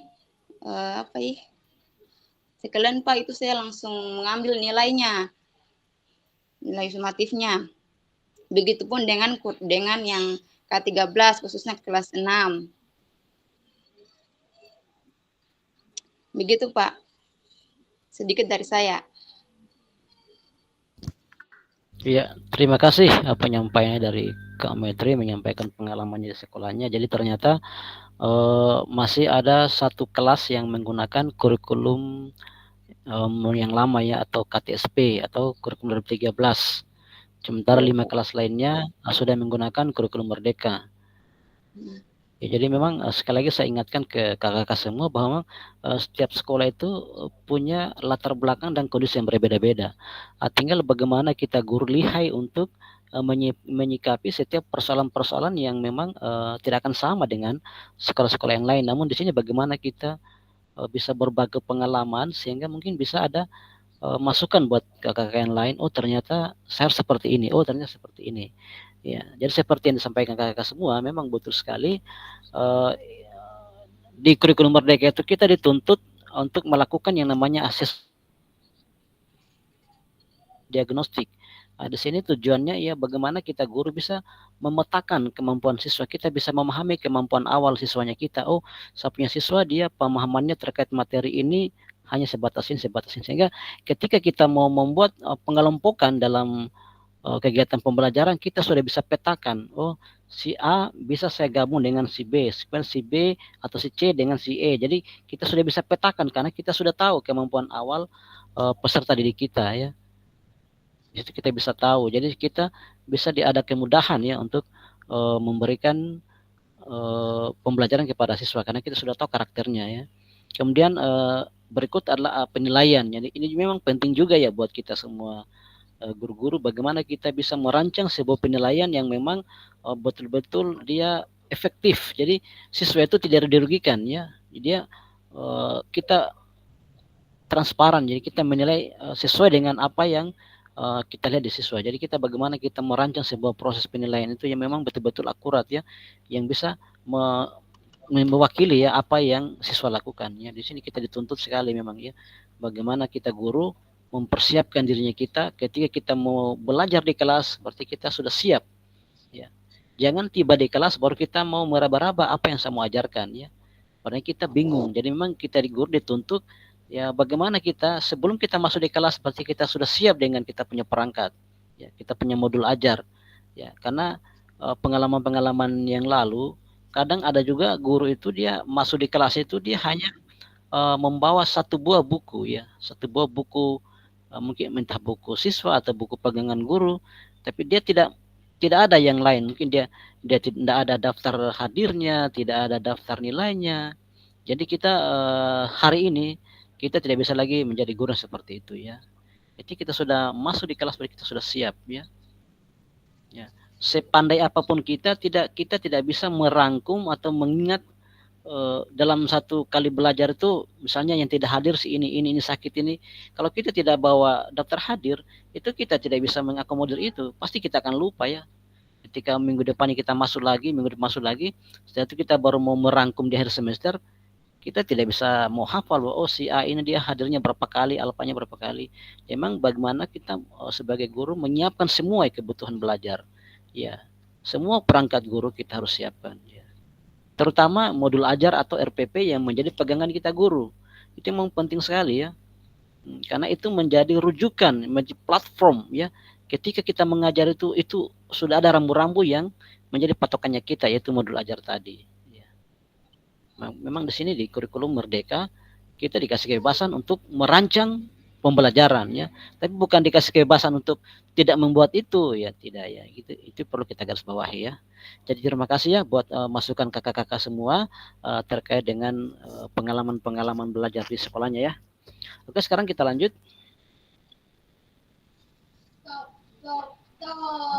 Ya. Di sini saya sampaikan ada 6 faktor yang mempengaruhi pengembangan program PJOK ya. Yang pertama itu kebutuhan dan karakteristik peserta didik. Ya, jadi memang setiap anak, setiap siswa dia punya kebutuhan dan karakter yang berbeda-beda. Jadi bagaimana kita guru mampu untuk mengakomodir semua kebutuhan dan belajar dari karakteristik peserta didik kita. Yang kedua, konteks masyarakat. Ya, masyarakat juga ini jadi dia menunjang kegiatan pembelajaran. Memang harus ada sinergitas ya antara pihak sekolah dengan masyarakat. Kemudian yang ketiga, waktu ya. Waktu di sini bagaimana kita sebagai guru bisa memanage ya. Kita bisa mengatur ya. Kalau kita mengajar dalam satu kali pembelajaran misalnya 2 jam pelajaran, ya kita harus bisa mempolakan dalam modul ajarnya kita berapa menit untuk kegiatan awal, kemudian berapa menit kegiatan inti dan berapa menit kegiatan penutup. Ya. Kita bagaimana harus bisa merancang ya sebuah pembelajaran dengan waktu yang ada. Jadi kita guru dituntut harus seperti itu ya. Kemudian yang keempat, alokasi jam pelajaran ya. Saya pikir dalam kurikulum itu semua di kalender pendidikan sudah ada ya. Semua sudah ada rujukannya. Berapa alokasi jam pelajaran PJOK dalam 1 semester ya. Berapa hari efektifnya? Kita harus tahu itu. Itu memang faktornya yang menjadi penunjang daripada pengembangan program PJOK. Kita bisa mengkalkulasikannya dalam 1 semester berapa jam hari efektifnya untuk pelajaran PJOK. Kita sesuaikan dengan kebutuhan materinya kita. Jadi kita merancang pembelajaran sudah ada rambu-rambunya. Ya. Berikut yang kelima, cakupan dan tahapan. Ya, jadi memang ada tahapan-tahapannya ya. Setiap kita merancang pembelajaran dari mulai menganalisis, kemudian merencanakan, menyusun, dan sampai kita menerapkan pembelajaran yang kita lakukan. Karena kita tidak serta-merta langsung membuat modul ajar. Pasti ada tahapan-tahapannya ya. Seperti yang disampaikan kakak tadi, dimulai dari CP, setelah ada CP kita bedah lagi sehingga menjadi sebuah TP atau tujuan pembelajaran. Nah, dari TP tadi juga kita masih bedah lagi yang menjadi ATP atau alur tujuan pembelajarannya kita sebagai guru. Nah, dan tidak terhenti sampai di situ, ada lagi tahapan selanjutnya membuat modul ajar. Jadi semua punya cakupan dan tahapan. Kemudian yang terakhir yang menjadi faktor mempengaruhi pengembangan PJOK itu adalah teknologi ya. Teknologi di sini memang hari ini kita guru kita dituntut harus paham IT. Kita tidak boleh lagi melek, kita tidak boleh tidak paham dengan yang namanya teknologi. Hari ini kita guru harus bisa ya. Tidak ada lagi yang bahwasanya ada sekarang guru PJOK yang tidak bisa memegang komputer, tidak bisa buka laptop, itu tidak boleh ya. Hari ini kita bukan lagi guru zaman dulu. Guru zaman sekarang kita dituntut harus paham IT. Ya. Kita bisa menggunakan internet. Ya. Kita bisa merancang pembelajaran melalui bentuk PPT atau PowerPoint ya. Sehingga mungkin ke depannya kita sudah mengajar yang menggunakan Infokus ya. Karena gaya belajar guru juga berbeda-beda dari tahun ke tahun. Dulu masih guru menggunakan kapur tulis ya. Sering berjalannya waktu berkembang, berubah lagi, sudah menggunakan spidol. Ya. Lama kelamaan berjalan lagi, sekarang sudah menggunakan Infokus. Ya. Walaupun mungkin belum merata semua sekolah bisa menggunakan IT seperti itu. Hanya bagaimana kita guru mempersiapkan dirinya kita. Ya. Kita harus paham dengan teknologi. Ya. Karena ke depannya bisa jadi spidol sudah tidak akan digunakan lagi. Ya. Karena sekarang mau tidak mau suka tidak suka kita sudah ada di zaman itu. Ya. Ulangan saja dulunya masih berbasis kertas ya. Sekarang sudah ada beberapa sekolah yang melakukan kegiatan asesmen atau ulangan akhir semester itu dengan menggunakan media digital ya. Jadi mereka ulangan dengan menggunakan media Chromebook ya. Karena juga bisa menggunakan media handphone ya. Jadi itu memang guru-guru kita harus mengarah ke sana ya. Kita harus melek dengan teknologi ya. Kita harus persiapkan dirinya kita menjadi guru yang paham IT. Kita tidak boleh lagi tidak paham dengan IT. Sama dengan kegiatan-kegiatan kita pembelajaran seperti ini. Di sini kan kita dikenalkan dengan namanya Jamboard, link Jamboard. Jadi kita bagaimana bisa memahami, oh ternyata link Jamboard ini begini caranya, cara bukanya begini, oh ini cara membuat kita menjawab, ada stick note yang kita gunakan. Nah, kita dituntut seperti itu ya. Karena kedepannya akan mengarah ke sana semua. Jadi kita guru dipersiapkan untuk paham IT. Ya. Jadi itulah 6 faktor yang menjadi yang mempengaruhi pengembangan daripada program PJOK. Oke, lanjut sekarang kita masuk di aktivitas ketiga terkait dengan karakteristik utama kurikulum merdeka dan artikulasi Ki Hajar Dewantara dalam pendidikan nasional. Saya kira kakak-kakak sudah sering mendengar ya Ki Hajar Dewantara ya, jadi tidak kaget lagi ya, karena beliaulah yang menjadi pelopor daripada perubahan kurikulum ini. Oke. Menurut Bapak Ibu atau kakak-kakak, kata kunci apa yang berulang kali kita telah bahas dalam mengembangkan kurikulum PJOK?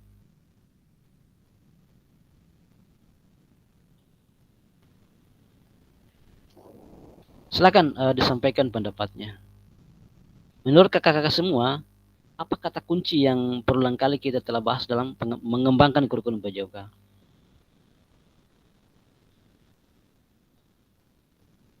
Silakan pendapatnya.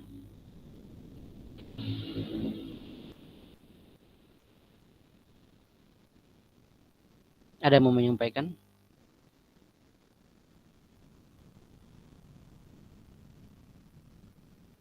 Silakan, Kak Ada Strizal, Pardal, Kak Maitri, Oni atau Kak Maskuri. Menurut kakak-kakak, apa yang menjadi kata kunci yang berulang kali yang sudah kita bahas dalam mengembangkan PJOK itu, apa yang kata kuncinya?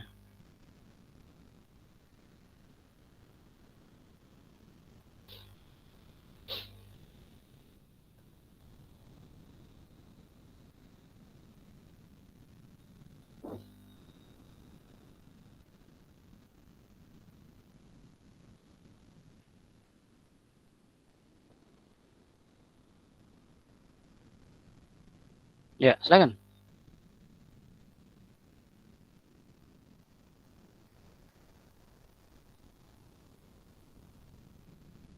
Ya, ada yang mau menyampaikan pendapatnya? Ya, silakan kakak-kakak.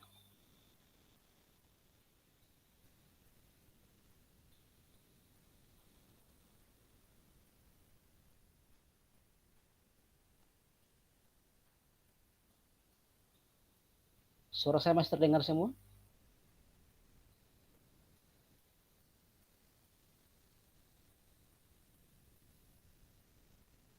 Kakak-kakak, apakah suara saya masih terdengar?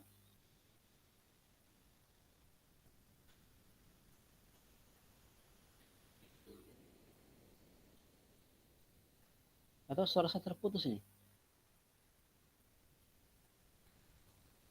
Bisa saya minta emot jempolnya kakak-kakak kalau masih mendengar suara saya?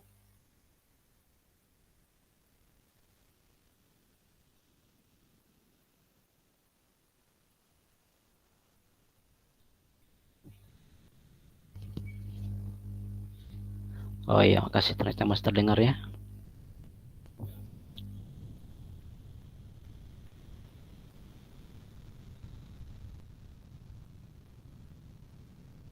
Silakan.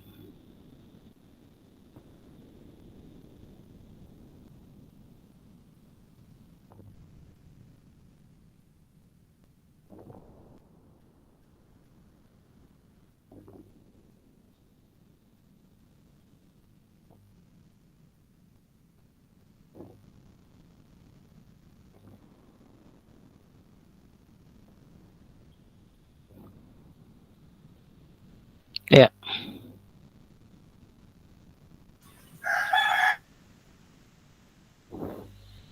Ya, Kak Ade Chandra, silakan mau menyampaikan pendapatnya.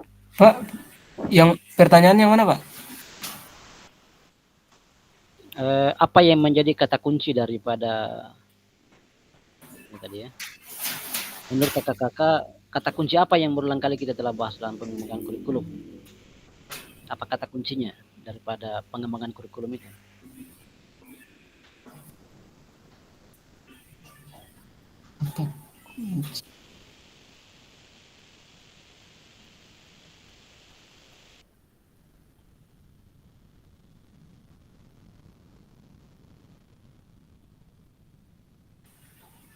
Mungkin dari saya Pak, mungkin tentang pengembangan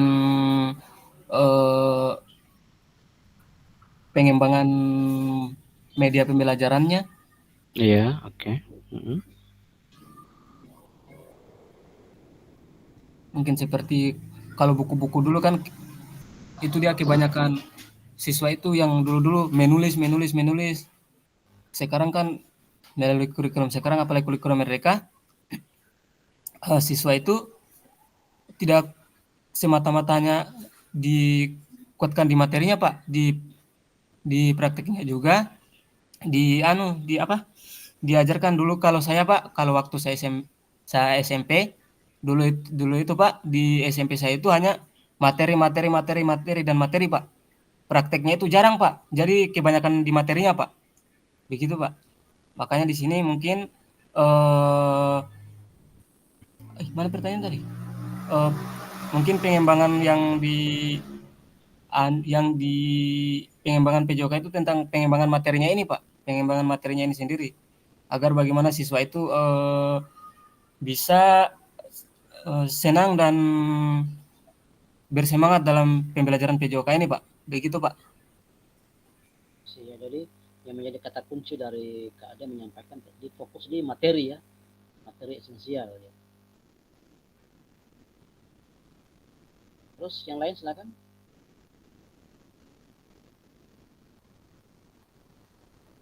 Mas Rizal atau Kak Fardal? Kak Maitri, Noni, sama Mas Kuri. Ya, silakan. Itu saya sudah tampilkan slide-nya, tinggal bagaimana kakak-kakak menjelaskan apa yang menjadi kata kuncinya ya.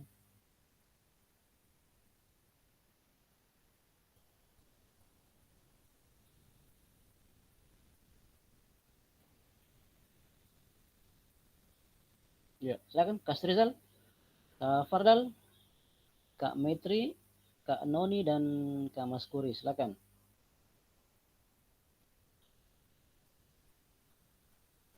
Apa yang menjadi kata kunci dari pengembangan kurikulum?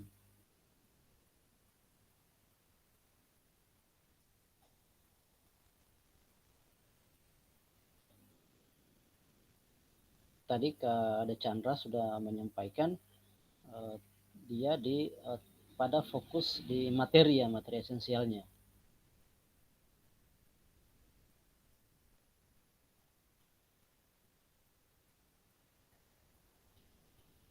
Ada yang mau menyampaikan lagi pendapatnya?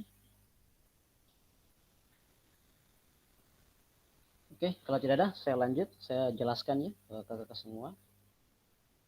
Ya, jadi terkait dengan apa yang menjadi kata kunci atau yang untuk pengembangan PJOK, di sini jadi yang kita telah bahas seharian tadi itu merupakan karakteristik daripada kurikulum merdeka. Jadi fokusnya, kata kuncinya pertama itu adalah fokus pada materi esensial.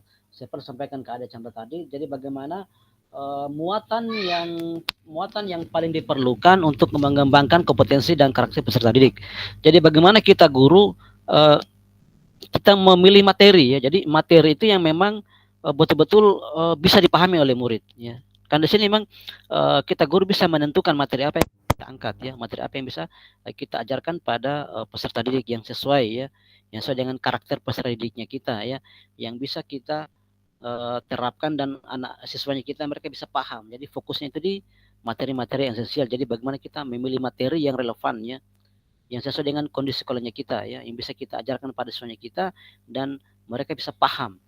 Itu yang pertama. Nah, yang kedua itu pengembangan kompetensi dan karakter ya. Di sini bagaimana kita menitik beratkan pada pengembangan kompetensi sosial ya, kemudian bagaimana emosionalnya dan moral peserta didik ya. Jadi memang ketika kita mengajar, kita bukan hanya mengajarkan materi ya, tapi bagaimana kita juga membina ya atau mendidik karakter siswa ya. Bagaimana perlakuannya kita ke siswa ya, bagaimana karakternya mereka sehingga mereka tidak serta-merta hanya mendapatkan materi yang kita berikan, tapi juga kita bisa mengatur atau mendidik karakter mereka ya, bagaimana kompetensi mereka, bagaimana tingkah laku mereka ya, bagaimana mereka bisa mengelola emosionalnya mereka ya.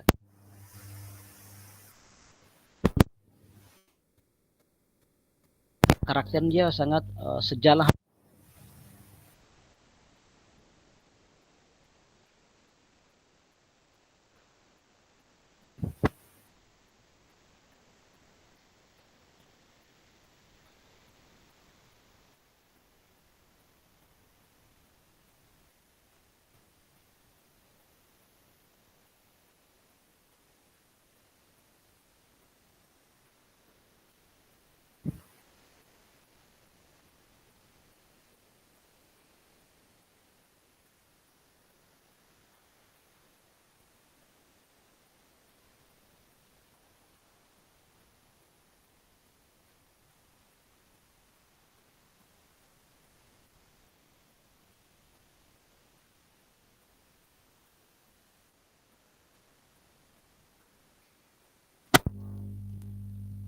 Iya.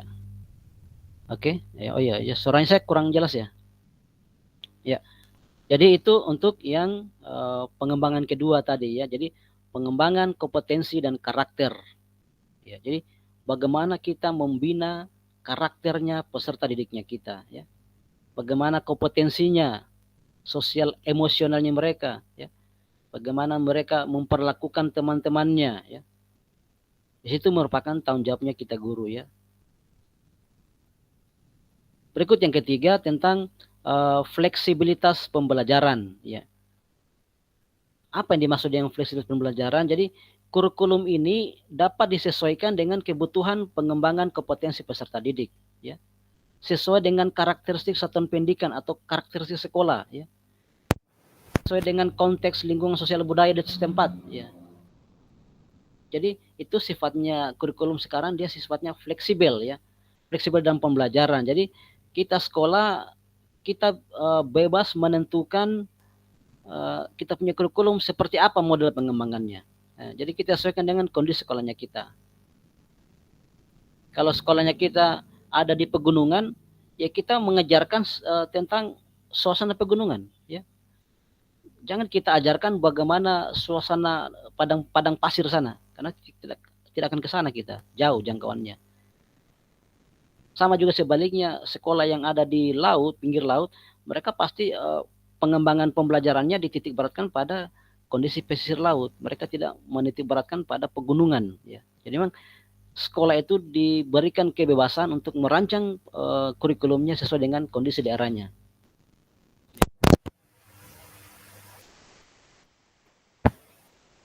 Kan karakteristik daripada kurikulum merdeka.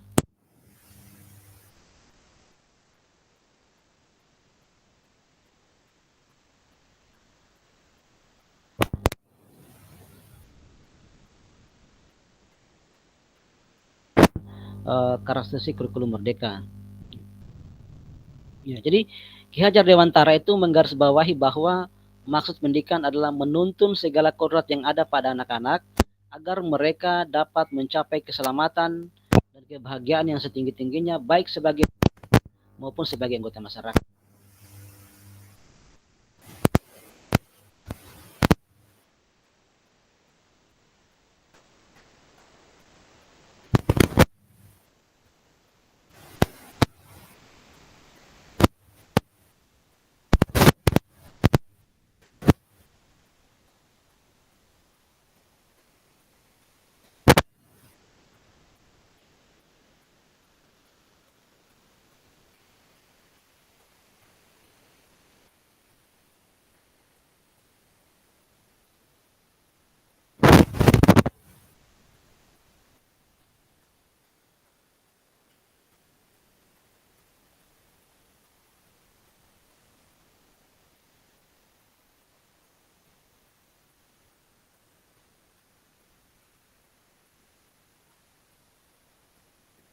Sering mendengar, ya, ya, pasti ada yang selalu menyebutkan pola pikir Ki Hajar Dewantara. Ada yang mau ditanyakan sebelum kita lanjut di slide selanjutnya? Silakan kakak-kakak semua.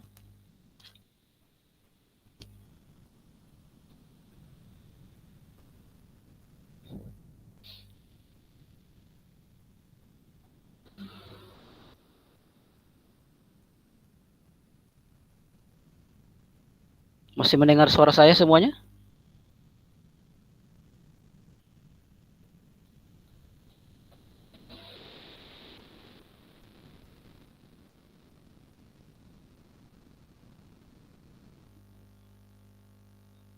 Suara saya masih terdengar jelas atau terputus ini?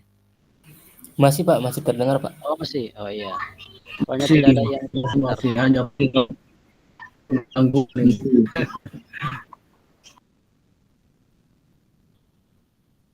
Ya silakan kalau ada yang mau ditanyakan, ya, mungkin dari seputar dari kegiatan awal sampai sudah mau akhir ini, kalau ada yang masih mau ditanyakan silakan kita diskusikan, ya.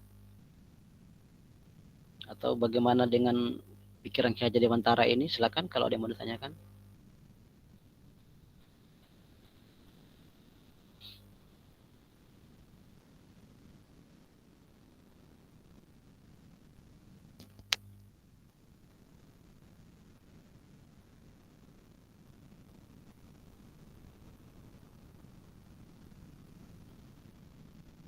Ya, jadi intinya kita harus pahami semua, ya, bahwasanya pada saat itu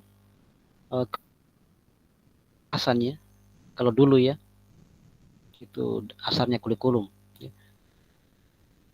Dia berarti lintasan yang ditempuh.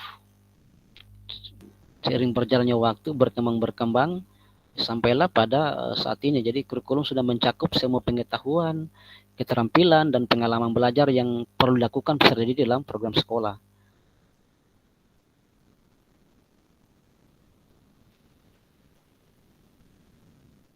Jadi poinnya hal yang dilakukan oleh kita guru atau pendidik ya bagaimana kita mengembangkan kerangka dasar dan struktur kurikulum yang telah dirancang di tingkat nasional ke dalam kurikulum dan pendidikan untuk sampai pada perubahan proses pembelajaran di level peserta didik dan mencapai tujuan pendidikan nasional. Itu yang perlu kita lakukan sebagai guru. Jadi kan sudah ada acuannya ya, ada CP dari nasional sehingga kita guru kita tinggal merancang yang itu ya sampai pada modul ajar. Itu ya poin-poinnya yang perlu kita pahami ya.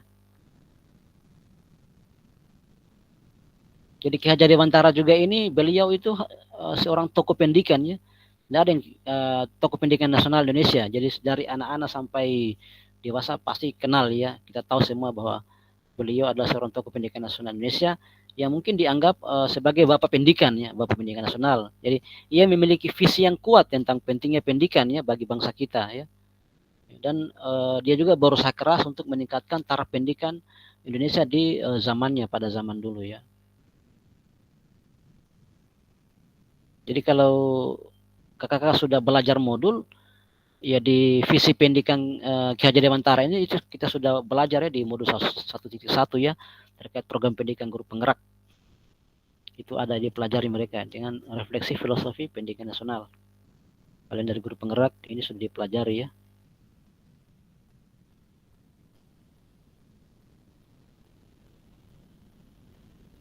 Jadi perlu kakak ketahui bahwasanya pendidikan nasional Indonesia itu dia telah mengalami perkembangan yang cukup signifikan ya sejak zaman kolonial dulu ya hingga sampai sekarang ya. Jadi di tengah dinamika ini pemikirannya dari Ki Hajar Dewantara ini menjadi pilar penting ya dalam menyusun visi pendidikan Indonesia ya. Ya. Visi pendidikan nasional yang inklusif dan progresif ya. Jadi sebagai pelopor pendidikan bagi kaum pribumi itu Ki Hajar Dewantara dia menegaskan bahwa pentingnya pendidikan sebagai sarana pembebasan dan pemberdayaannya bagi seluruh lapisan masyarakat. Jadi visinya tentang pendidikan itu dia bukan hanya sekedar transfer pengetahuan, jadi bukan hanya sekedar kita memberikan ilmu kepada siswa, tetapi juga bagaimana kita membentuk karakter ya. Jadi pembentukan karakter dan kesadaran kritis yang mungkin berakar pada nilai-nilai kebangsaan dan kemanusiaan. Itu memang yang dipikirkan oleh Ki Hajar Dewantara. Dari dulu dia sudah sampaikan bahwa guru itu bukan hanya menyampaikan ilmu, bukan hanya mentransfer ilmu, tapi juga membentuk karakter siswa ya. Makanya Ki Hajar Dewantara dia menggarisbawahi ya bahwasanya menuntun pendidikan itu adalah menuntun segala kodrat yang ada pada anak ya agar mereka dapat mencapai keselamatan dan kebahagiaan yang setinggi-tingginya baik sebagai manusia maupun sebagai anggota masyarakat. Ya. Oke, ada yang mau ditanyakan? Sebelum kita lanjut.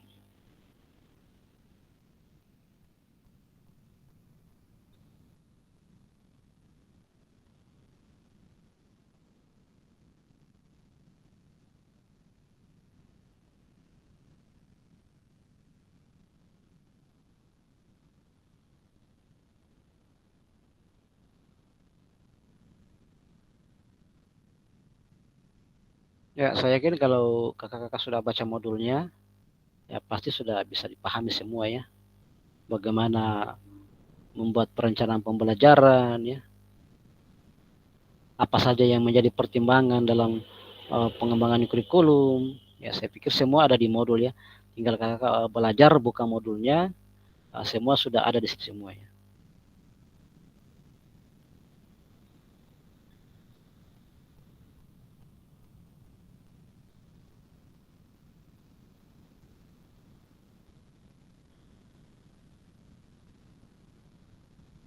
Ya, Tidak ada yang ditanyakan? Sudah paham semua?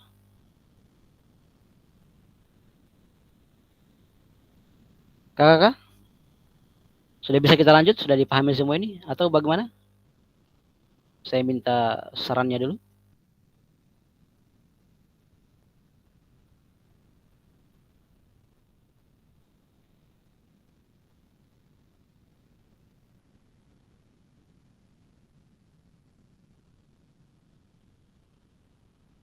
Bagaimana kakak? Sudah jelas? Bisa dipahami? Lanjut, Pak. Lanjut. Oh iya, oke. Ya, tolong berikan tanggapannya. Kalau diam, saya pikir mungkin suara saya yang tidak jelas.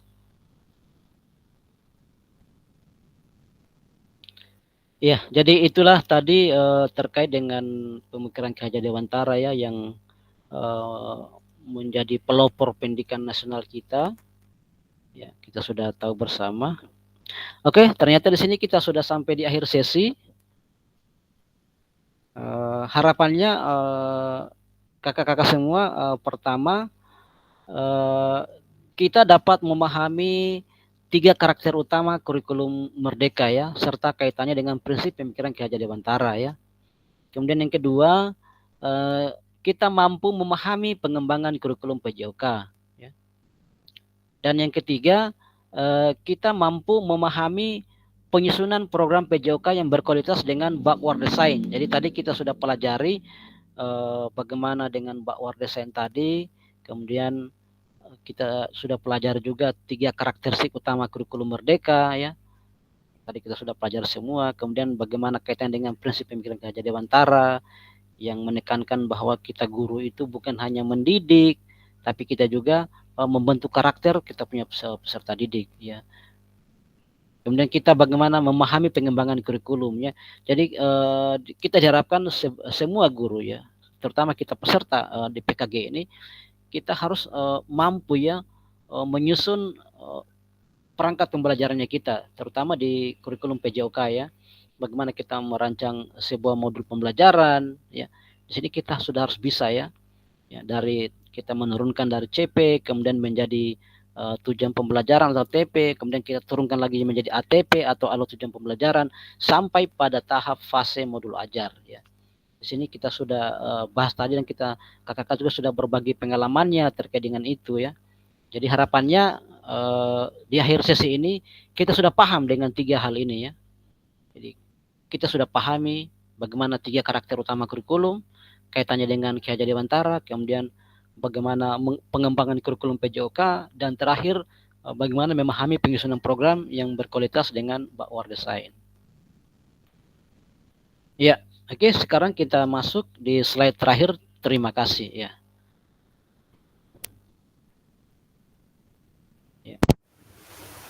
Sudah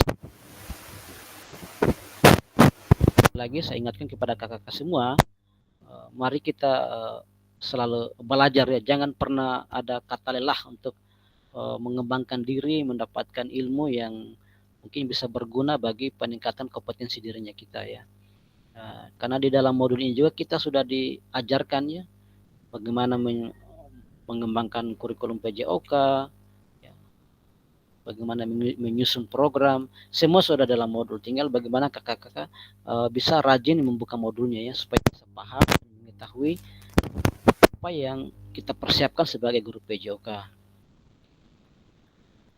Ya baiklah kakak-kakak semua, sudah juga sampai di penghujung waktu. Saya stop presentasinya. Ya.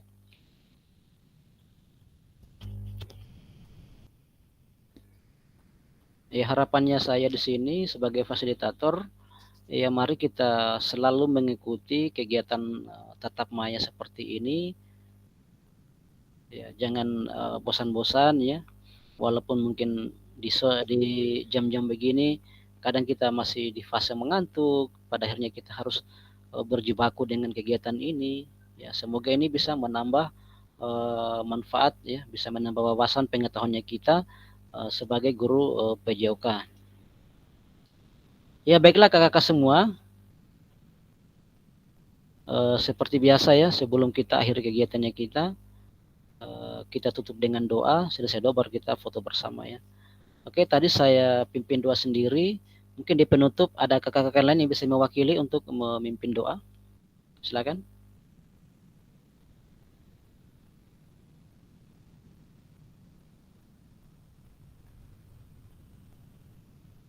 Ya, silakan Kak Ade, Kak Fardal atau Kak Mas Kuri, Strizal bisa pimpin doa penutup.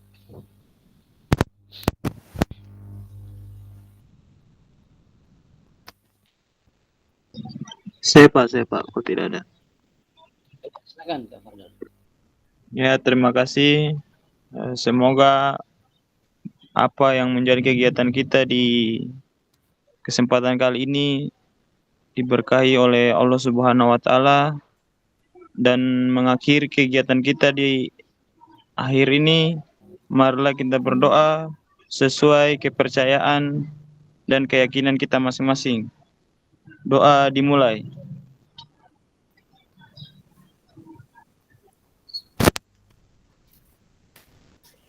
Doa selesai. Terima kasih, Pak. Ya, terima kasih Kak Fardal sudah mewakili teman-temannya untuk memimpin doa. Dan selanjutnya seperti biasa kita lakukan dulu sesi foto bersama ya, sebagai bukti bahwa kita sudah melakukan kegiatan. Silakan kakak semua on cam dan satu orang yang wakili untuk mengambil gambar ya. Ya, silakan on cam semua.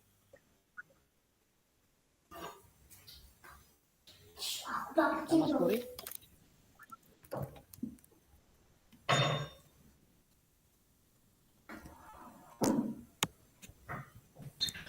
Hari ini full gangguan nih.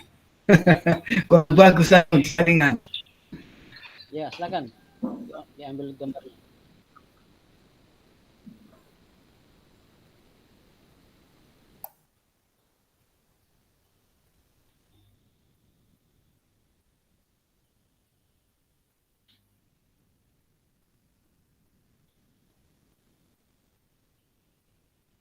Ya, sudah? Sudah, Pak. Oke, iya, terima kasih. Jadi kita sudah lakukan sesi berfoto. Jadi harapannya saya sebagai fasilitator, ya mari kita selalu proaktif ya dalam mengikuti kegiatan tatap maya. Karena sudah sampai di modul 1.5 ya, lagi. Dan mungkin kita akan tetap luring nanti ya. Mari kita sama-sama terus ya di kegiatan ini. Jangan lagi kurang, tapi bisa menambah kita punya peserta ya. Kemudian ingat tugas-tugasnya juga selalu dilihat ya, jangan sampai deadline waktunya. Terutama tugas-tugas refleksi ya, kalau bisa dikirim ya, jangan sampai terabaikan. Oke, baiklah kakak-kakak semua, terima kasih atas segala perhatian dan partisipasinya. Lebih dan kurang saya mohon dimaafkan. Saya akhiri dengan ucapan Assalamualaikum warahmatullahi wabarakatuh. Waalaikumsalam warahmatullahi wabarakatuh. Waalaikumsalam warahmatullahi wabarakatuh.